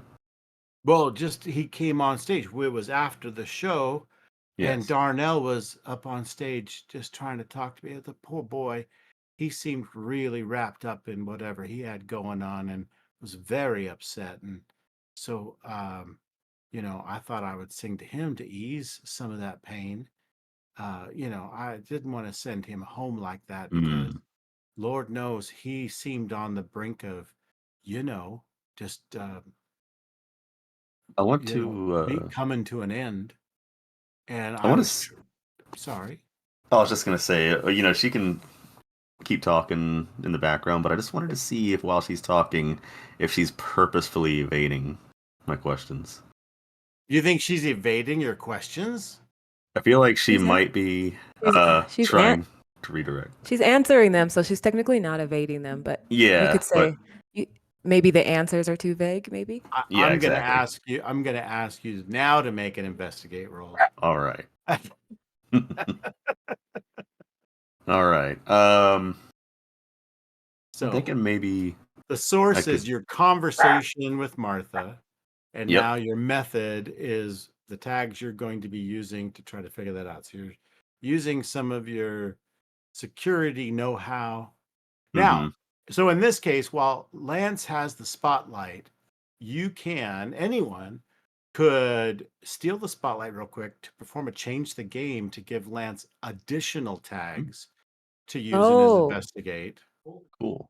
So that's the main way. You might interrupt and go, "Hey, I want to help Lance," right? Anytime you'd like that, I want to help. So the I want to help keywords are I want to change the game to give Mhm. him some additional tags using my own got it. abilities and powers. I'll make the tags useful to him. And then on your character sheet, Lance, Yep. those tags that are created will show up down at the bottom right Oh, as cool. story tags, and you can tap them as well to add to your investigate roll.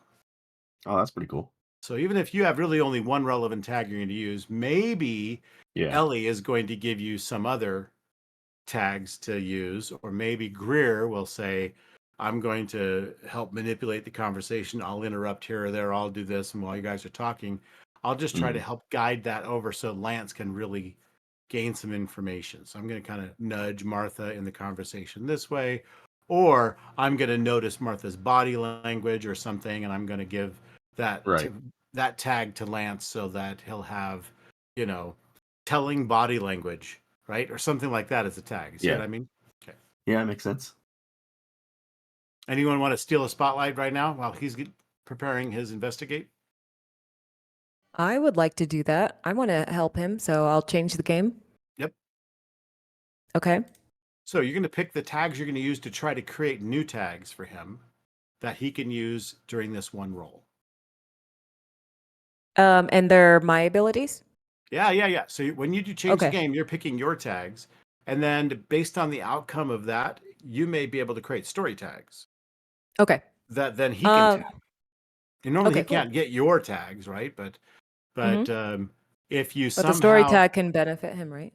Yeah, absolutely. So for example, just off the top of my mind, if Greer is going to read Martha's mind, she might generate a tag that says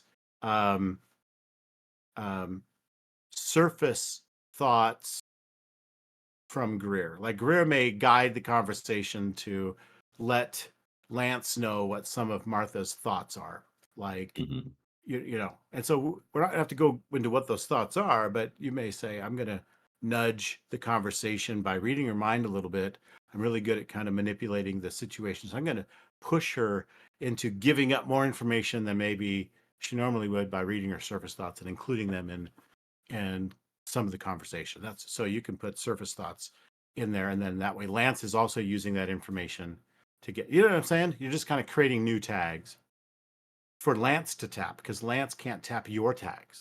So you're going to use your tags to create tags that he can. It's kind of weird, but that's the way. It's the fun part of the game. Okay, Lance, what are you trying to do? And then I'll specifically. I'm trying to he wants to figure know out if Martha was at Bancroft penthouse, right? Exactly. Yeah, without directly asking, yes. So, but exactly. in the meta of the investigate roll, you can say, was Martha at the, and so if you roll poorly, I may flip the script on you, right? Yeah. But if you roll really well, I have to tell you the truth. And so then I'll work that into the narrative, how Martha accidentally tells you that she was there. We all know she was there. Come on. We know you were there. Exactly. I would like, I'll use my tags, logical deduction. Okay. Oh, perfect. And I'll also use read minds. Yeah. Okay, there you go. All right. And do you have a cap on power tags? No. I mean, Okay. I'll deny things I think that aren't directly related. So if you can justify it, you can have it. That's fine. I kind of, when I see it, I'll know it. Okay. That's 3. Okay. These are and I sense the person's guilt. It's 4. Okay. All right. Pop those up on the screen, and I will look at. So one of the cool things about this, I don't have to be watching your sheet for your weakness tags or anything. It'll pop up the weakness tags from themes you pulled tags out of, which is pretty cool. Yeah. And so it gives me a chance to consider them. And should I put any minuses on this roll? Blah blah blah. So it's cool. It's too late, but I am standing near them, so it is possible for me to be touching her. I'm gonna throw in as they sit down. I was waiting for that to come up. Because I remember from before that was one of your weaknesses. Right. So you could add that in. No, it's a good weakness. It really, because I have like really cool power tags, but this weakness like really just takes them all out. Yep. Mhm. All right. Okay. I'm gonna do a core move. I'm gonna do change the game. Excellent. All right. Nothing has popped up for me unless something's rolled. Not for yet. you. So I have to add that. I'm gonna wait. Sorry, I have to wait. Yep. You just have to wait for me to go through and decide if I want to kick any of these out. No, we're good. All right. So now you can roll. Okay. I see. Wow. All right. Oh right. my gosh. So that gives you 3 juice. So you can create 3 tags, or you can put like Yeah. a status 3 on Martha, or a Yeah, scene status that says, look like, I would like to do a story tag, okay. and I'm gonna call it forthcoming 3. Okay, so that would be a status. So Status, you, yeah, sorry. yeah, so you could put a status on. In other words, you're helping to manipulate the Mm. situation to make her very susceptible to tell the truth. So you Yes. could put forthcoming 3 on Yeah. Martha. Sounds And good. I guess I should put her out there. Let me put her out there. Oh, 15. That's Martha. crazy. Yeah, So that's pretty good. I gave her a status, so that means Yeah, I just so gave there. I did that one. yes, correct. So Um, all right. So I'm going to give Martha a status for you. I'm just going to put out here forthcoming. That worked good. okay. Did I use up all my 3 juice already? Yes, 'Cause that I would be just if you're putting a status 3, yes. But you could Mhm. put a status of, forthcoming or whatever at 2, and then create a story tag. But it's all the same for what he's doing here. So it's the temporary status of forthcoming on Martha. So now Martha has this tag that you should be able to see. Otherwise, I'll add it, and it'll add 3 more to your investigate power. Okay. Okay. So go, Lance, make your move. Okay. I don't know if I even need to add anything to this. I think that's pretty good. Just she set you up so well. Okay, so just let me poke around here a little bit. So if I wanted to use that status against her, how would I go about doing that? Just So click can it? you see the status? Yeah, I do see it. Yeah. So if you click on it, it Uh-huh. should. Is it red or yellow? It's It's red. red. When I clicked it, So it I'm popped gonna. up right on there. That's okay. I'm gonna flip it over to yellow. That adds, and I Okay. get subtract. Okay, So, perfect. any other tags of yours that you would use in this conversation with Martha to get this information out of her? I think the only one I can fully justify is diplomacy. Okay, I'm so trying to kind be of putting her at nice. ease. Yeah, you're trying to put her at Yeah, ease, yeah, and not tip the fact that you're trying to corner her into giving up some information. All right. exactly. So, what does cannot betray mean? Tell me about that real quick. So that is more in relation to the relationship itself. If doing this would kind of risk exposing my wife personally or put her in danger in some way. Oh, okay, good. And emotional overlap is That's it can cause me to sometimes get lost in personal feelings. gotcha. Uh Okay, that doesn't always have to do with his wife, but you could mask gotcha. that as like there's Yeah, good. something going on at home or whatever. Good to know. Yeah, but yeah, you're worried about your mind's elsewhere, maybe. Right. Exactly, yeah, yeah. All right. Something happened, or yeah. All right, so let's give this a go.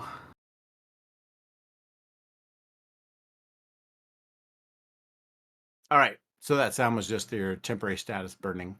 Okay. So when you create tags or statuses using change the game, they're temporary, which means Yep. they burn on one use. But you can, if you use a juice to do it, make it lasting, and then it lasts the scene or whatever, right? So Okay. all right. So in this case, you're going to get you have power of 4, so you really get 4 questions Yeah. that I have to answer for you truthfully because you succeeded well enough with an 11 that I don't have any choice. Damn it. Go ahead. Okay. And just kind of establish the grounds of asking these questions. These could be pretty meta, right? Oh yeah, absolutely. And I'll give it Okay. back to you in the fiction. Okay, cool, perfect. So first thing I'll ask her is, when were you at the Bancroft penthouse? Rude. You just assume she was there. Yeah. That's rude. I'm just saying. It's rude, I know. A little bit. You as the MC are saying that's rude, or Martha? No, me as the MC. Rude of you to just assume that she was Wow, there. Lance, get it Rude. together. All right. Good grief. I'm gonna go to the bathroom real quick. I'll be right Yep. back. Okay. She tells you. All right. I'm going to say all the good, juicy stuff while she's gone. Okay. All right. So, No. Should we fill her in? she tells you that because you're kind of just asking roundabout questions, you're not being straight Mhm. up about it. But Yeah. with Ellie's help, she's kind of helping you guide the conversation and setting Mhm. her at ease and that sort of thing, so that she kind of lets it slip that yes, she was at Bancroft Tower, and she's I don't remember the exact date, but it was could have been Thursday. No, I was singing on Thursday, so it was probably Wednesday. And so Wednesday. she'll tap it, and that happens to be when the death occurred. But she was trying to say that Yeah. she was there later afterward. Right. But then she realized that wouldn't make sense, that she Yeah. was already. And then she goes, but she asked me to come visit. Mhm. Um, who else was there? She goes, it was that hooded guy showed up too. Uh-oh. I don't even know how, the security in those places is so good. I don't even know how he Hmm. got up there. So I've heard. Let's see. Wasn't counting on having this many questions to ask. And that's fine. You Yeah, don't yeah. have to ask them. You can toss them away, Right. unless you come up with something. So, Yeah. I mean, um, there's always good questions to ask. I just don't know them yet. That's all. so I will Um. tell you that from your conversation, you have Mhm. learned that she definitely was there. Yeah. It was the day of the murder. She avoids telling you the specific time, but that it Sure. Yeah. was not late at night, Mhm. and because she had to leave and Yep. be someplace else, but she was there. She visited Tiffany. Tiffany asked her to come visit, Mhm. so she thought it would be nice to have a glass of wine in one of the tallest buildings in the city with a view like she got. Amazing. Yeah. Yeah. Very nice building. She had marriage problems, Right. Here's another question. What was she upset about in the moment? Tiffany. Yeah. Martha will, as she's telling the story, she talks about how Martha just regrets being in this loveless marriage. I Mhm. mean, he's wealthy, but what good is the money if there's no one to spend it with? That's what Tiffany was talking about. She just felt trapped. She felt like she, she didn't want to hurt him, but it wasn't, things were not Right. going well. Things were not going well. She was very sad, very upset about that. All right. What songs did you sing while you were there? Oh, she asked me to, I kind of thought it would be good maybe to help ease her pain a little bit, Mhm. poor girl. So yeah, I decided to, see, she has a beautiful piano there. It's beautiful. So I Indeed. played my tune on it and, sang. I made stuff up. That's part of what I do is, you know, come up with Improvising my own music, songs. yeah. I don't, yeah. So I just tried to soothe her a little bit. And I think it worked some. I'm Anyway, back. What the did I time miss? came for me to leave, and so I left. Oh, you missed everything. Ah, it sounds like she's talking about how she actually was at the penthouse. Yeah, imagine that. Was she? Yes, she was. Okay. And She the hooded didn't man was there give too. Yeah, the hooded man was also there. She didn't give a distinct time that she was there, but she was there on the day of the lady's death. How do you know the hooded man was there? Oh, I asked her who else was there with her, and she mentioned that the hooded man was there. Because they're connected. Yeah. Hmm. I've used up my questions. Okay. What was the lady's name whose penthouse? Tiffany? Tiffany Bancroft. Okay. Her husband, Ross Bancroft, is Hmm. a very, very successful hedge fund manager. Mhm. Okay. And Uh, she's something of a socialite, okay. Instagram influencer, blah, blah, Yeah. blah. Got it. And nothing nefarious has happened at the other than the hooded man being there and Martha. Anything else that you guys talked about? He didn't explicitly mention any of that having to do with Tiffany's death, but I feel You have like two we more can infer. questions. You asked two Oh wait, questions, right? Tiffany's dead? I thought she Oh, was alive. she's the one No, who died, right? she died. There are three Yeah. dead people. Oh, She was kind of the Okay. one that was most up in the air because we had to like break in to get information on it. Gotcha. oh, I see. Yeah. Okay, okay. So you said I have two more questions. I guess you just considered some of the other ones a part of the previous like add-on Yeah. questions. Yeah. Okay, that makes sense. Can we confer on these questions a little bit? Or is this just a It Lance and might Martha be thing?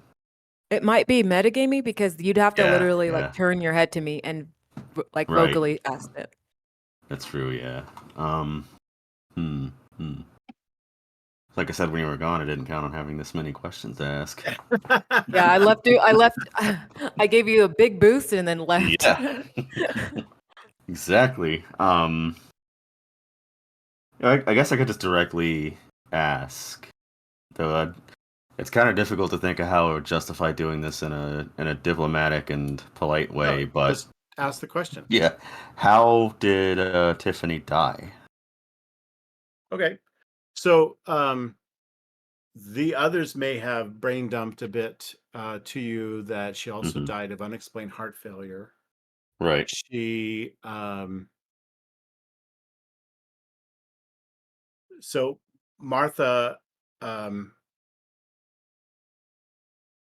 she I will tell you she lies to you and tells you that she has no idea how she died. Hmm. Would I understand that she's lying? Absolutely. That's what I'm telling you. Okay. Yeah. Okay. Gotcha. Absolutely lies to you that she has no idea how she died. That it was probably the hooded man because Okay. Martha quickly, the hooded man showed up Hmm. and then ran because of course she screamed again, and Yeah. Yeah. so the hooded man left, and he got scared and ran, and Okay. got bold later and attacked her, right? So maybe because there was a Gotcha. witness, maybe he showed up and there was someone else there, and so this is her story. But you So can tell yeah. absolutely that she is fibbing about how, if she knows how Tiffany died. So But her story is basically the the night she got autopsy is attacked. she died. She died Right. there in Yeah. her penthouse by the piano, was found dead with unexplained heart failure. Okay. So as far as her story goes, this happened on the same day that she was attacked and put into the hospital, right? Or No, is this before? no, this was before. So the Before. order of Okay. deaths Okay. was Gotcha. Darnell a week and a half ago, the initial Okay. case opening. Yeah. Yep. These Yep. guys came in just a couple of days ago. Yep. And then the They have, funeral after that. and then no, Tiffany, and Oh, then the Tiffany was before funeral. the funeral. Yeah, the Okay. funeral was just last night or yesterday. Oh, okay. Okay. Gotcha. Interesting.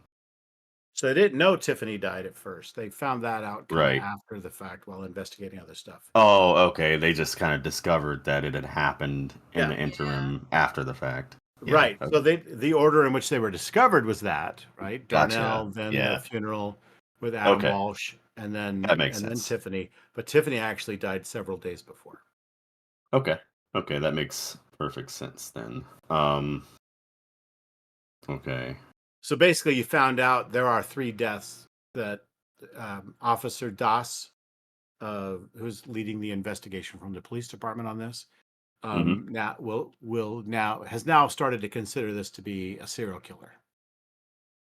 Gotcha. Okay. Okay. They can't Uh, prove anything yet because there's nothing in the autopsy report that points to a method of death. It's just people right. die. It was just one of those weird things. They all happen to die. Just weird stuff. Yeah, makes sense. Okay. People overlook that stuff. They're like, Yep. whatever, just coincidence. Yep. Yep. I'm gonna bank that last clue. Sure. See if I can maybe think of a place where I could use it later on. Okay. So it'll ask you to write down the source and the method. And so the source is, conversation with Martha. And the method, I guess, is kind of the same, but you are using your um, diplomacy and such, right? Okay, so I just click on the bank clue there in the Yep. chat. Yeah, it'll And ask you to fill that in, source and method. Gotcha. Make sure Okay. so that you remember where this clue came from. Okay, gotcha. So Martha is Done. the direct source, and your method is really conversation with Martha. Yep. Oh, okay, Okay. that works. Change that a little bit. I don't think you can change it. I You don't just know if gotta I click can. on it. Did it let you change it? Yep. There we go. Good. Now we're good. Oh, can you change those? Yeah, I just clicked on the word investigate and it popped up the window again. Oh, Yeah. that's new, by the way. Oh, cool. I was pretty ticked off about those guys. I'm like, dude, you're making these clues that you can't do it. Like they're fixed in stone later. You can't even put Yeah. any more details about it.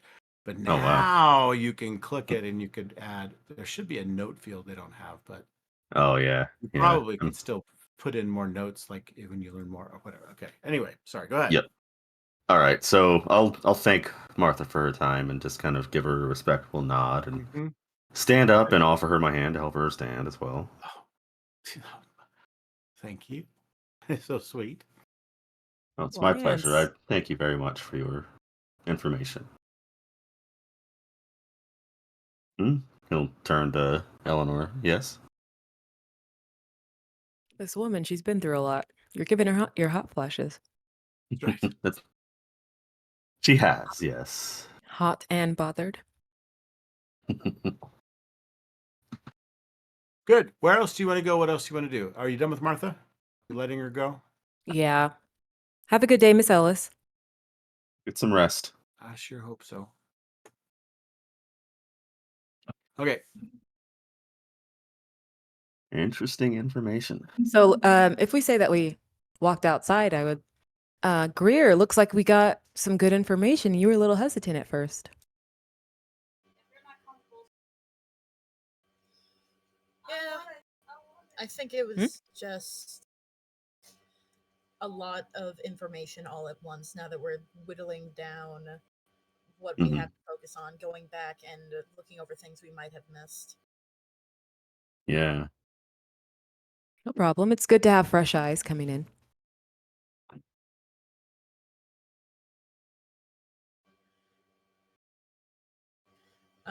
Like she nods and she's like already kind of like Mhm. miles away thinking about like what to do next.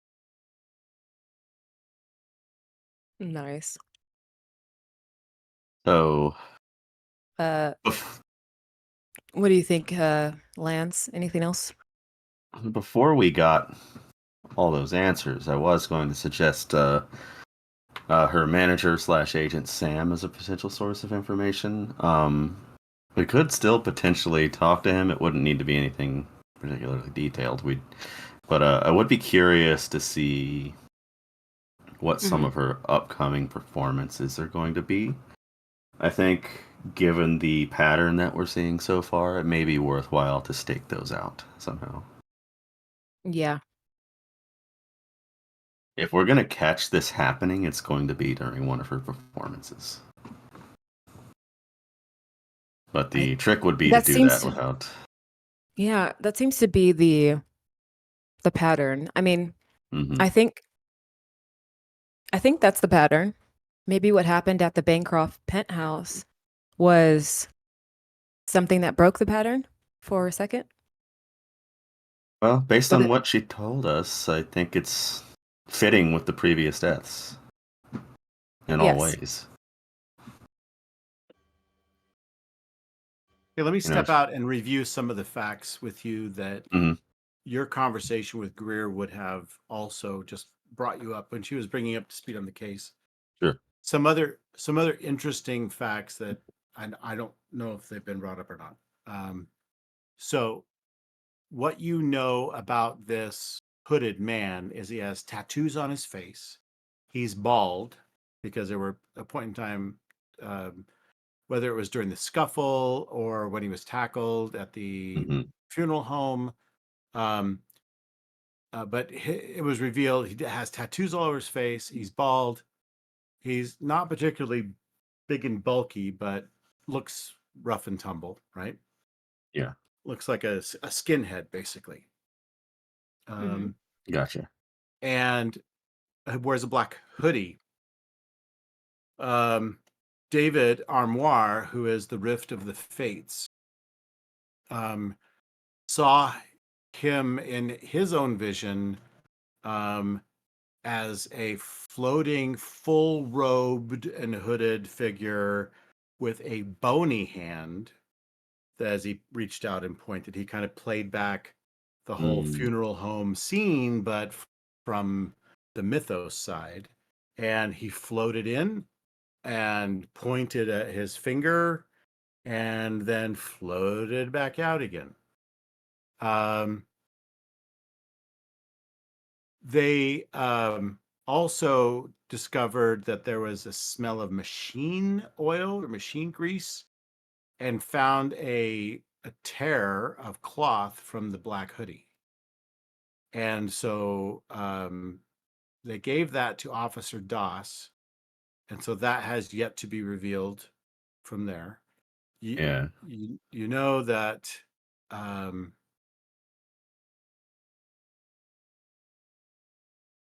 the Adam Walsh character was seen in a vision, seen as ghost, along with many other ghosts around the funeral home that were very unhappy, very noisy, a lot of static on the ghost side of things.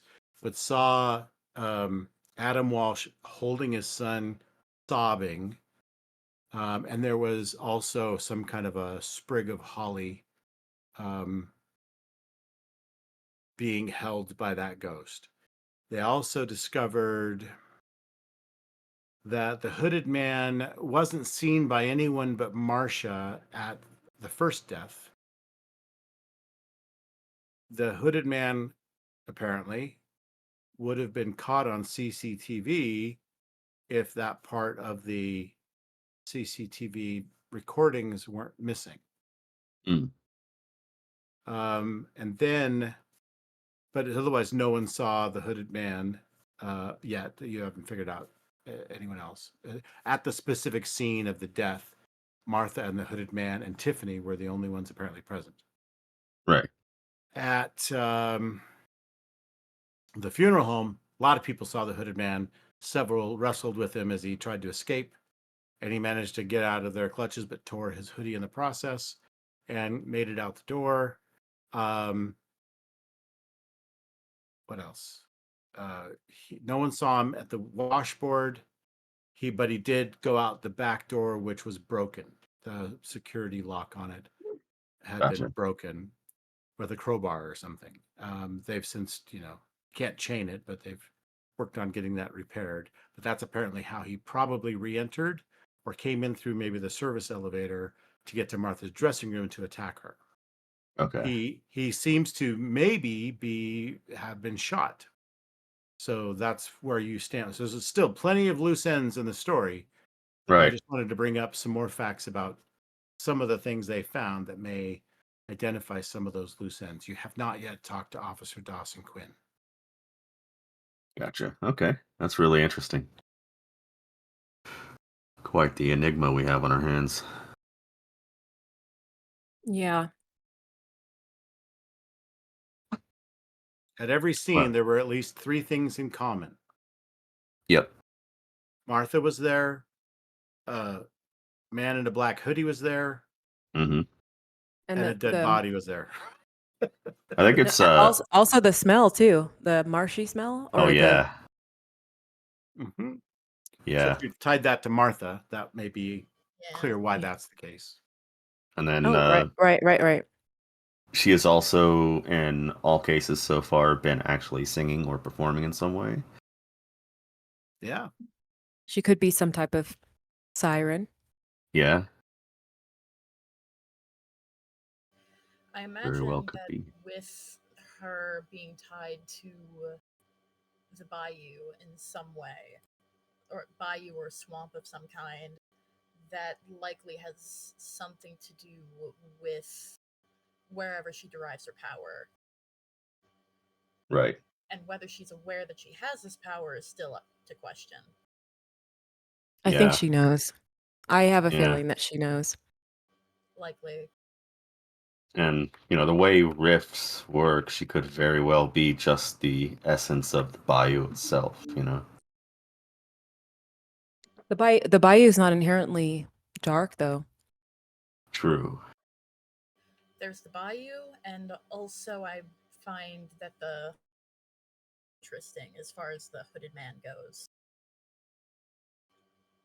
Martha is using the hooded man as essentially the scapegoat. Whether he is truly the cause or not is ambiguous currently.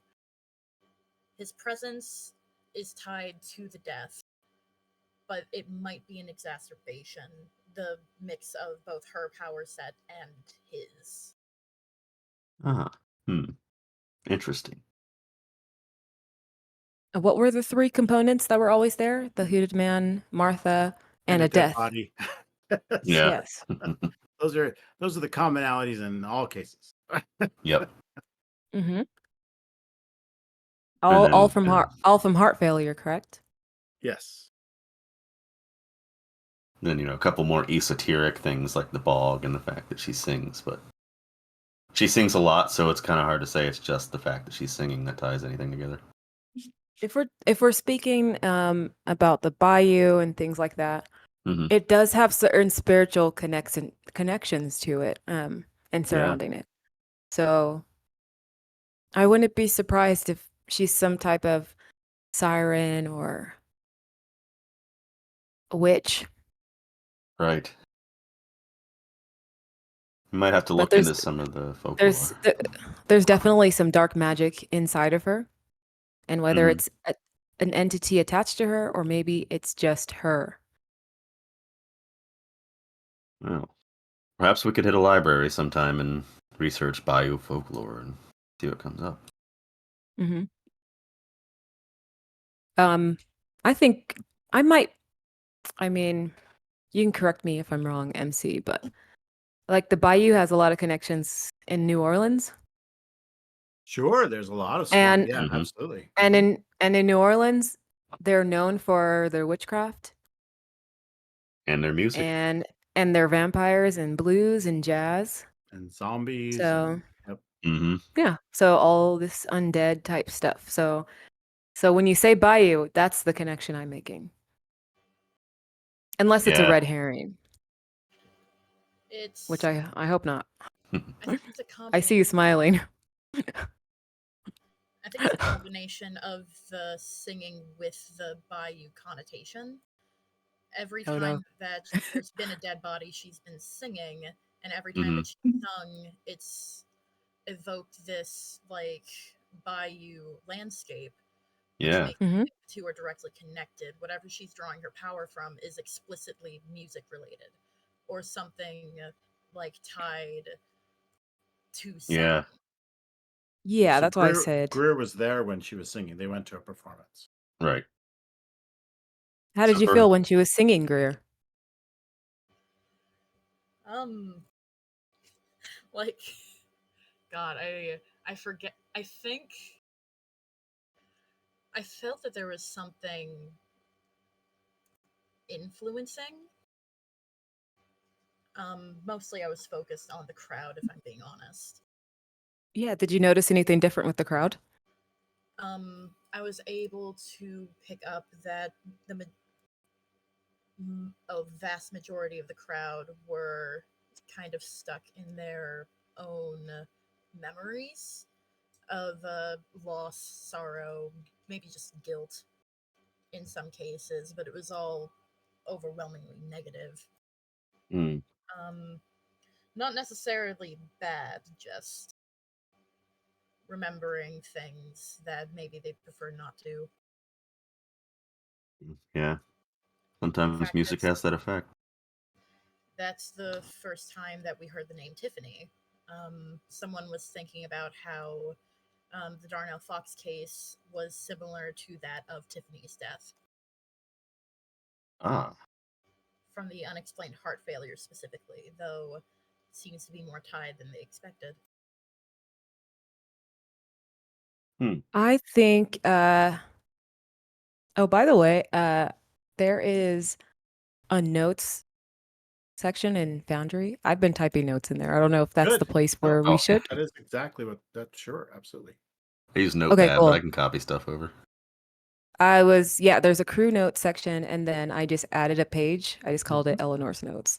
There Cool. you That's where go. my notes are. Okay, sure can. David likes to. Daniel, David Armour's player, keeps Hmm. notes in there too. I think. Well,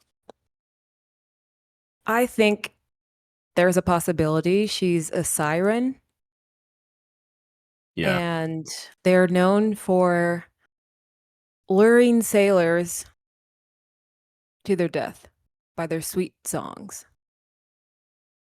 I think You know, there could be a connection. different side of the same coin. Perhaps it's her songs that lure this hooded person. What I know for sure is that they're connected. Right. So that could mean that she's also luring him, or that they're working together in a joint operation. Exactly. But Yeah. but why? The question I have still is why these people? There has to be more than just their bloodlust they have. Well, in all three situations, the people were deeply unhappy. Darnell Fox was very deep in his cups after being the fifth wheel of his group. Mm. Hmm. Adam Walsh had just lost his 15-year-old son to leukemia, and Tiffany Bancroft was supremely unhappy in her marriage. She was often in her penthouse alone, just in what was essentially a showroom. These are all deeply sad situations. Yeah. Not enough for not enough to. But why kill them though? That is the question. I understand. Yeah, I understand that they're sad, but why Oh. target them? Because At the very least, I think that they were vulnerable to these power sets, as it were. Right. The blues maybe. burning with sorrow. They Yeah. were particularly vulnerable. Maybe there might be a tie to who was targeted, or it could just be a matter of they were vulnerable and they succumbed. Yeah, maybe they're sadness makes them more vulnerable to her songs. Whatever Right. spell is kind of laced in there. Perhaps some more sinister light to shine on it is that we've probably all heard of various things that feed on energies and emotions and life forces, and that could very well be the case here as well. Negative I think emotions. that's a strong possibility, and negative emotions can be quite strong. They can.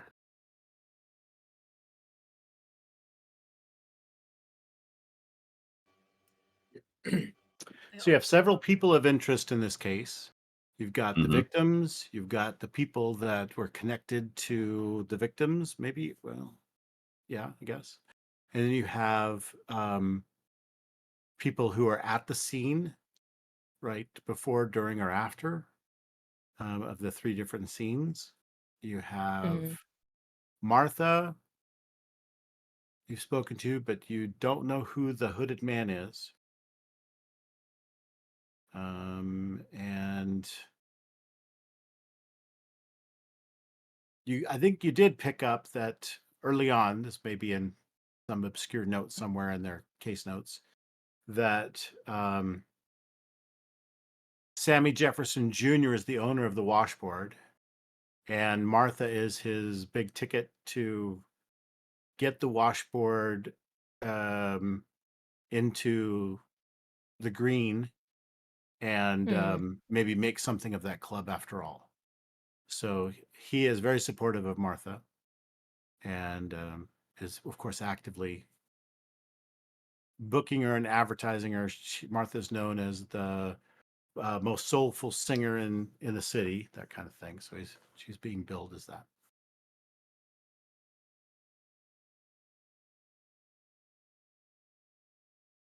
The most soulful city, the Singer. most soulful singer in Singer. the city. Yeah. Mhm.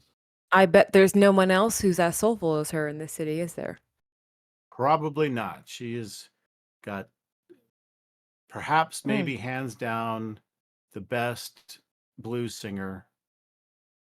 And she had a heyday. There was certainly a time. It was her comeback. But she did have. Did you guys discover what happened during her heyday? There was an article on the wall Oh. that she had selectively on the wall of her dressing room where it talked about her big successes and she was a big star. And then the article was kind of edited.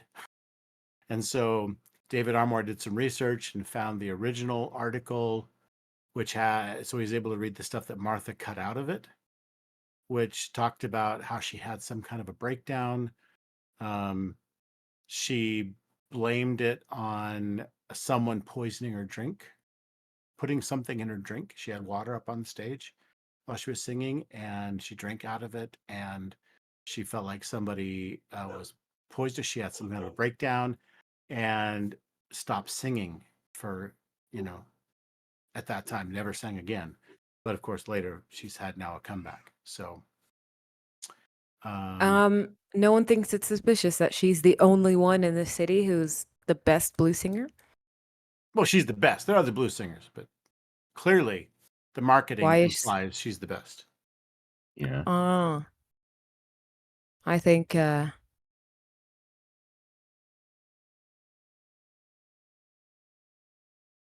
Like this city has a lot of good blues, though. I just think that maybe there's a certain type of operation that's going on to market her as the best. Right. Draw people to her. Well, Marketing. Sammy clearly wants ticket sales. He wants, Yeah. Yeah. and Martha is really an amazing singer. Audiences are raving about how they've touched the deepest part of their heart and listening to Mm. her and all that kind of stuff, that she really sings to everyone in the audience, and everyone can relate to her music and they feel it. And so, yeah, definitely an amazing experience. So it gets billed that way, and there are good reviews. Yep. A lot of that has to do with the atmosphere that she can evoke. It's She's worth a real Billie Holiday, is she? it's worth Yeah. wondering why, like, something so open. If Martha was the one that wanted this to happen, why would she be tying herself to all of these cases?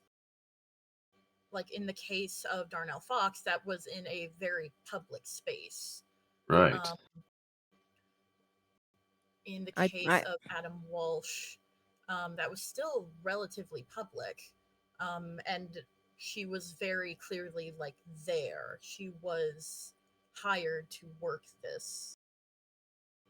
Like, no matter how normal, I suppose, people think the coincidences might be, there it still is not good for one's image to be so tied to death.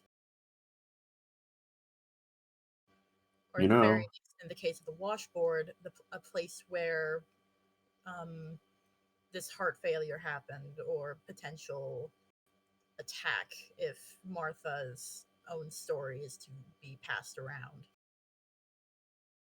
it's a good point. So Sammy also made it, I think, somewhat clear that he didn't want um, this Darnell Fox thing to interfere with the credibility of the washboard.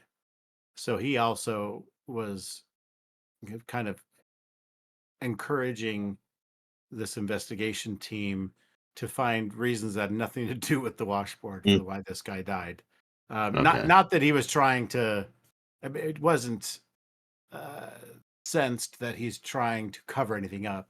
He just wants it to get past. We need to get past this. because I'm trying to run a business here, that kind of thing. Mm-hmm. Like he wasn't terribly concerned. He was, oh, sad the guy died. It was really sad that he died here. That kind of thing, right? Yeah, yeah. I have a thought or two that's been kind of rolling around in my brain, especially concerning like the marketing of Martha as a very good blues singer, right? And Yeah. we've been thinking about her a little bit as riffs thinking about riffs, right? So when we think of the things that she's associated with, we literally see the bayou and the swamp and some amount of despair that is to us unnatural, but to a regular person, they're not going to see that necessarily. They're going to Yeah. hear the singing and interpret that as being emotionally charged or, otherwise justify it away as something that's on point for a blues singer. So that could be one aspect of her draw for the city. Hmm. Why people regard her as the best, because she can provoke those emotions. Right. So like her singing is mythically charged. And so Yeah, normal people who are subject to this mist would just feel like, wow, she's the most amazing singer. exactly. Yeah. And There's a couple things that she could represent. hmm There's also is there a way for us, I'll ask out of character, is there a way for us to figure out what her mythos is? Is that possible in this game? Perhaps that would be a see through the mist kind of Because thing. I Yeah, it's possible. I should have done that when I was with her. Because That I have would a be one of the couple. questions you could ask. oh yeah, What Yeah, what there's is a your couple of mythos? things. There's also Baba Yaga. oh It's yeah, it's a witch who lives in a swamp and just very darkness as well. yeah, Shadowy figures. Hags. Uh, yeah. Hags. Yeah, I'm I also figure we can maybe, if not talk to her directly about it, we could also, like I said earlier, go to a library and cross-reference what we know with mythology and of the area. I mean, Yeah, maybe. I, you know, I we biomythology. could do that. It's best. What I do best is when I'm in the situation Right. with people, but we could do research as well. Yeah. Either way is a viable option. Like we could, theoretically just run back into the hospital real quick, say, hey, assuming we haven't Are, left are or she we hasn't left. standing? I met. We did let her go. I imagine she Yeah. walked off. We're assuming Yeah. there's this montage of you driving back in the company Okay. Yeah. van, back to the Gotcha. office, all like that. Yeah. And then, but on the same token, I did suggest that we should probably stake out her performances so there's, ample opportunity to see her again in the future if we want to do that. They're probably pretty well publicized. She did Hmm. say also that she had one to do tonight. I'm certainly more in favor of visiting her performances rather than questioning her directly. Yeah. I Asking would also like to. Yeah. Same. we've been asking her a lot of questions, and I feel as though she might start to become hesitant. Yeah. Especially if it's all her doing, she might be a little wary or suspicious, and she did directly lie to me Yeah. when we were talking to her.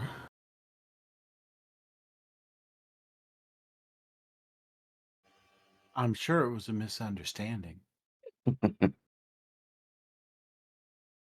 Oh, I understood loud and clear. Greer, you get a text from Officer Das asking for updates. Any updates? Question mark. Oh boy. Mm, What do we report on without incriminating ourselves? or her. Well, apologies. What was Yeah. the text? From Officer Das asking any updates? Question mark. Okay. Got it. You last saw her at the funeral home. They were arriving as you guys were finishing up your. Oh. Funeral home. But they have met Of at the washboard. That's where they first met Officer Dawson Quinn. They are wannabe detectives downtown. okay. Officer Doss seems to have a keen awareness that Officer Quinn doesn't. He's the Boy Scout.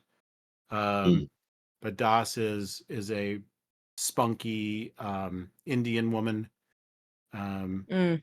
And she's got an eye for things, and so she's an up and comer. But I believe so. Then the text, since it's not answered immediately, Yeah. says the captain has given us only 48 more hours before we lose this case.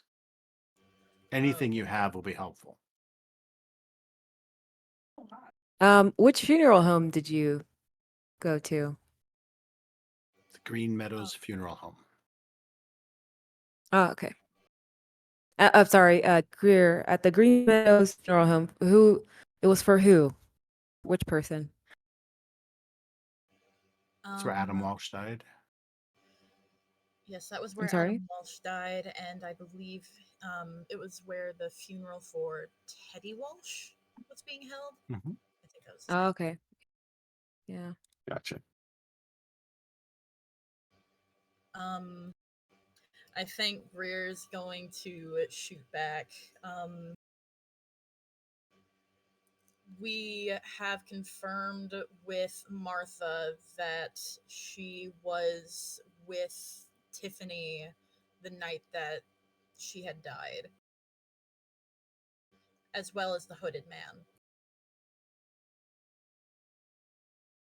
Interesting. And just send that off.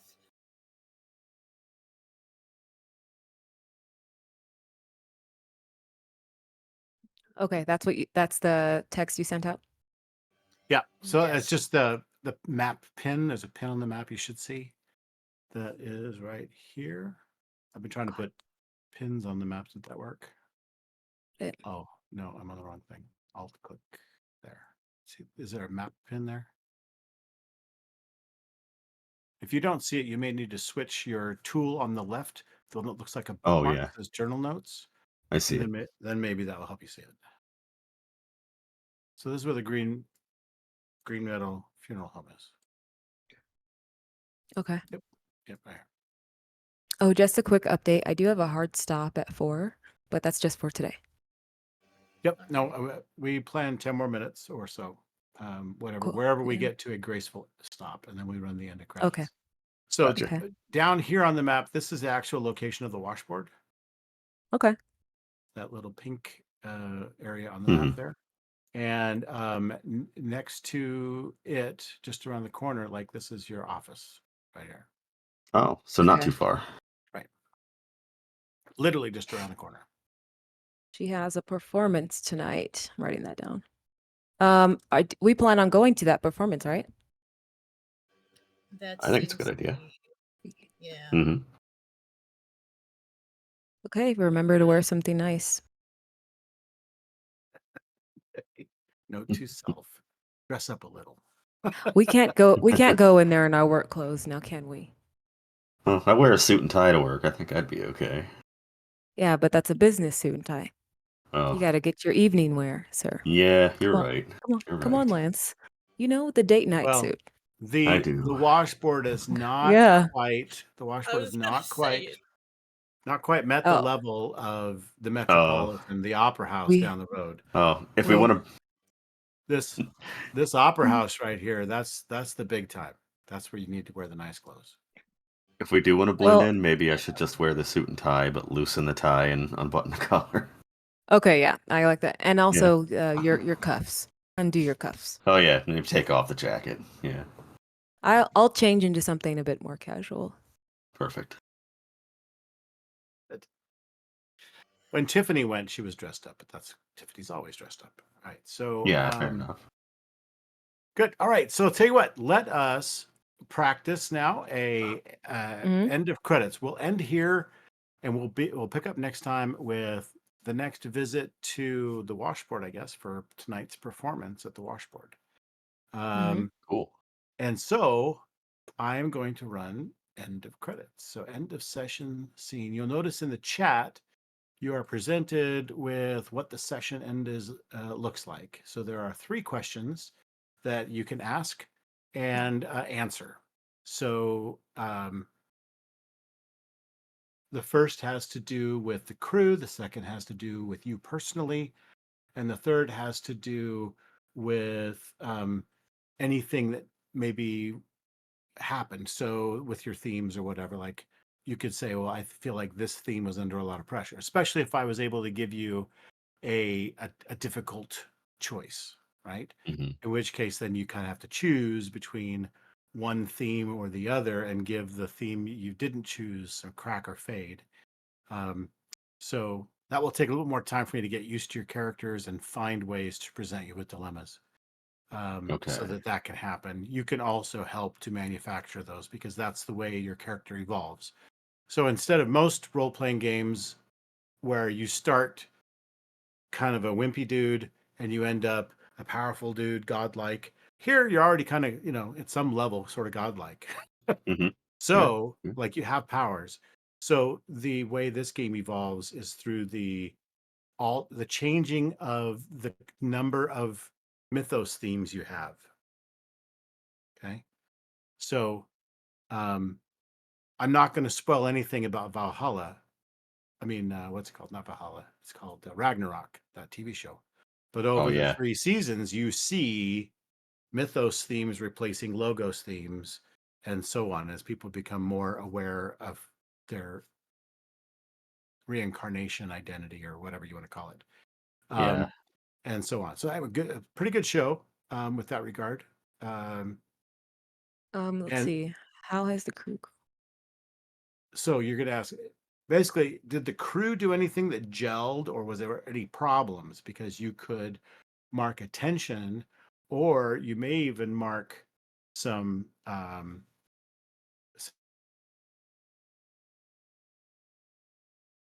I will say, okay. What is the real agenda? I mean, I would say that we all work together, especially at the hospital. Yeah. Shared information. I'm looking at the crew theme card, but I don't see anything about that. Maybe we can put attention to that. I don't know.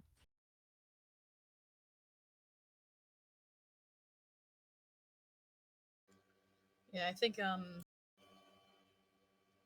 as we kind of go around, I think we can each like add something based on like our own experience within the session. Yeah. So like if you want to add an attention to like the crew theme, like that could be one of the things you can just kind of talk about any of the bullet points, I suppose.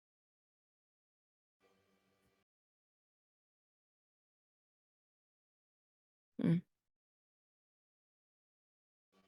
Like I think that especially with kind of the shifting people in the crew, uh like especially with since Greer's been here since like the first group, we've gone through a lot of people, or at least like people have come Yeah. and gone. This one seems to be working. This group. Yeah, like Nice. Hmm. Yeah. on a professional level, like this seems to be working out pretty well so far. Oh, okay. I don't know who I don't know who you experienced before, but you feel like this is working a little bit better.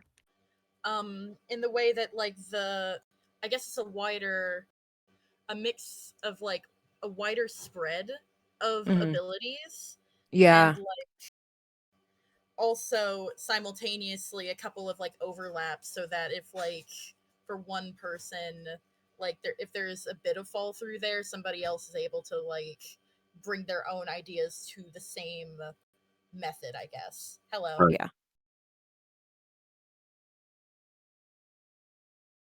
Yeah, I can definitely mesh with that. Sorry about that. A technical Yeah. problem on my main PC. So I'm on my phone now. Okay, no worries. It just locked up. The whole thing's locked up. So anyway, I don't know how far you got without me. Where are we at? We were just talking about Greer was saying that she liked the dynamics between the group here. Cool. I agree. So let's see, which character had the most meaningful interaction with your character this session? I don't know that I experienced any meaningful interactions. Nothing that helped or hurt. I would say maybe, actually, maybe in the hospital when I was able to give that boost to Lance. Yeah, That was cool. that's what I was gonna use. Okay, yeah. Which, in terms of my themes that are, I don't feel like any themes are understrained. I didn't really address anything today in Right. terms of my character, so I feel that's fine. Okay, so if you felt like there was something meaningful in an interaction, then who is it with, and would it be helpful or hurtful? Mine was with Lance, and then Lance, he was gonna say it was with me, and Yeah, it helped. Yeah, Good. All right. So mark help with Lance on your character sheet. That help with Lance. is, yeah. So you go to the help tab, help hurt tab, Help hurt. Okay. and then add help for Okay. Lance. What that Lance. is that's a free juice you can use anytime, as if you had done a change the game. Lance's name isn't in here for me. I see Daniel, Eleanor, and Greer. Let's see, Oh. Okay, hold on. for help. it might be hidden or something. You probably need to have. It's probably Lance just being Payne. Oh yeah, I do that sometimes. He's security. He, Yeah, I like to hide. if he doesn't want you to see him, he just doesn't see him. That's all there is to it. Exactly. Okay, so I'm loading my VTT back up again. All right, it's coming up now. So let me just look and see. I think maybe Lance didn't get observer level stuff. So let's see. Lance configured. Yeah, everyone should be observer. So try opening that again now. I close it and reopen it, and he should be in that list. Okay. Help. Okay. Trisynth. Yep, Yeah. that's me. There. Okay, so then that will. So who's next? Lance. Lance? How do you feel about this session? Any of those questions apply? Pretty good overall, and I was gonna answer the same way. Okay. With the the most meaningful interaction being that moment in the hospital where Eleanor is able to kind of reach out with some of her abilities to help me make a meaningful discovery in terms of information. And we learned a lot from that, and I think that was a really important moment. Okay, cool. Then go ahead and mark help for Ellie. All right, Greer, how about you? I kind of went over my thing while you were like Oh, okay.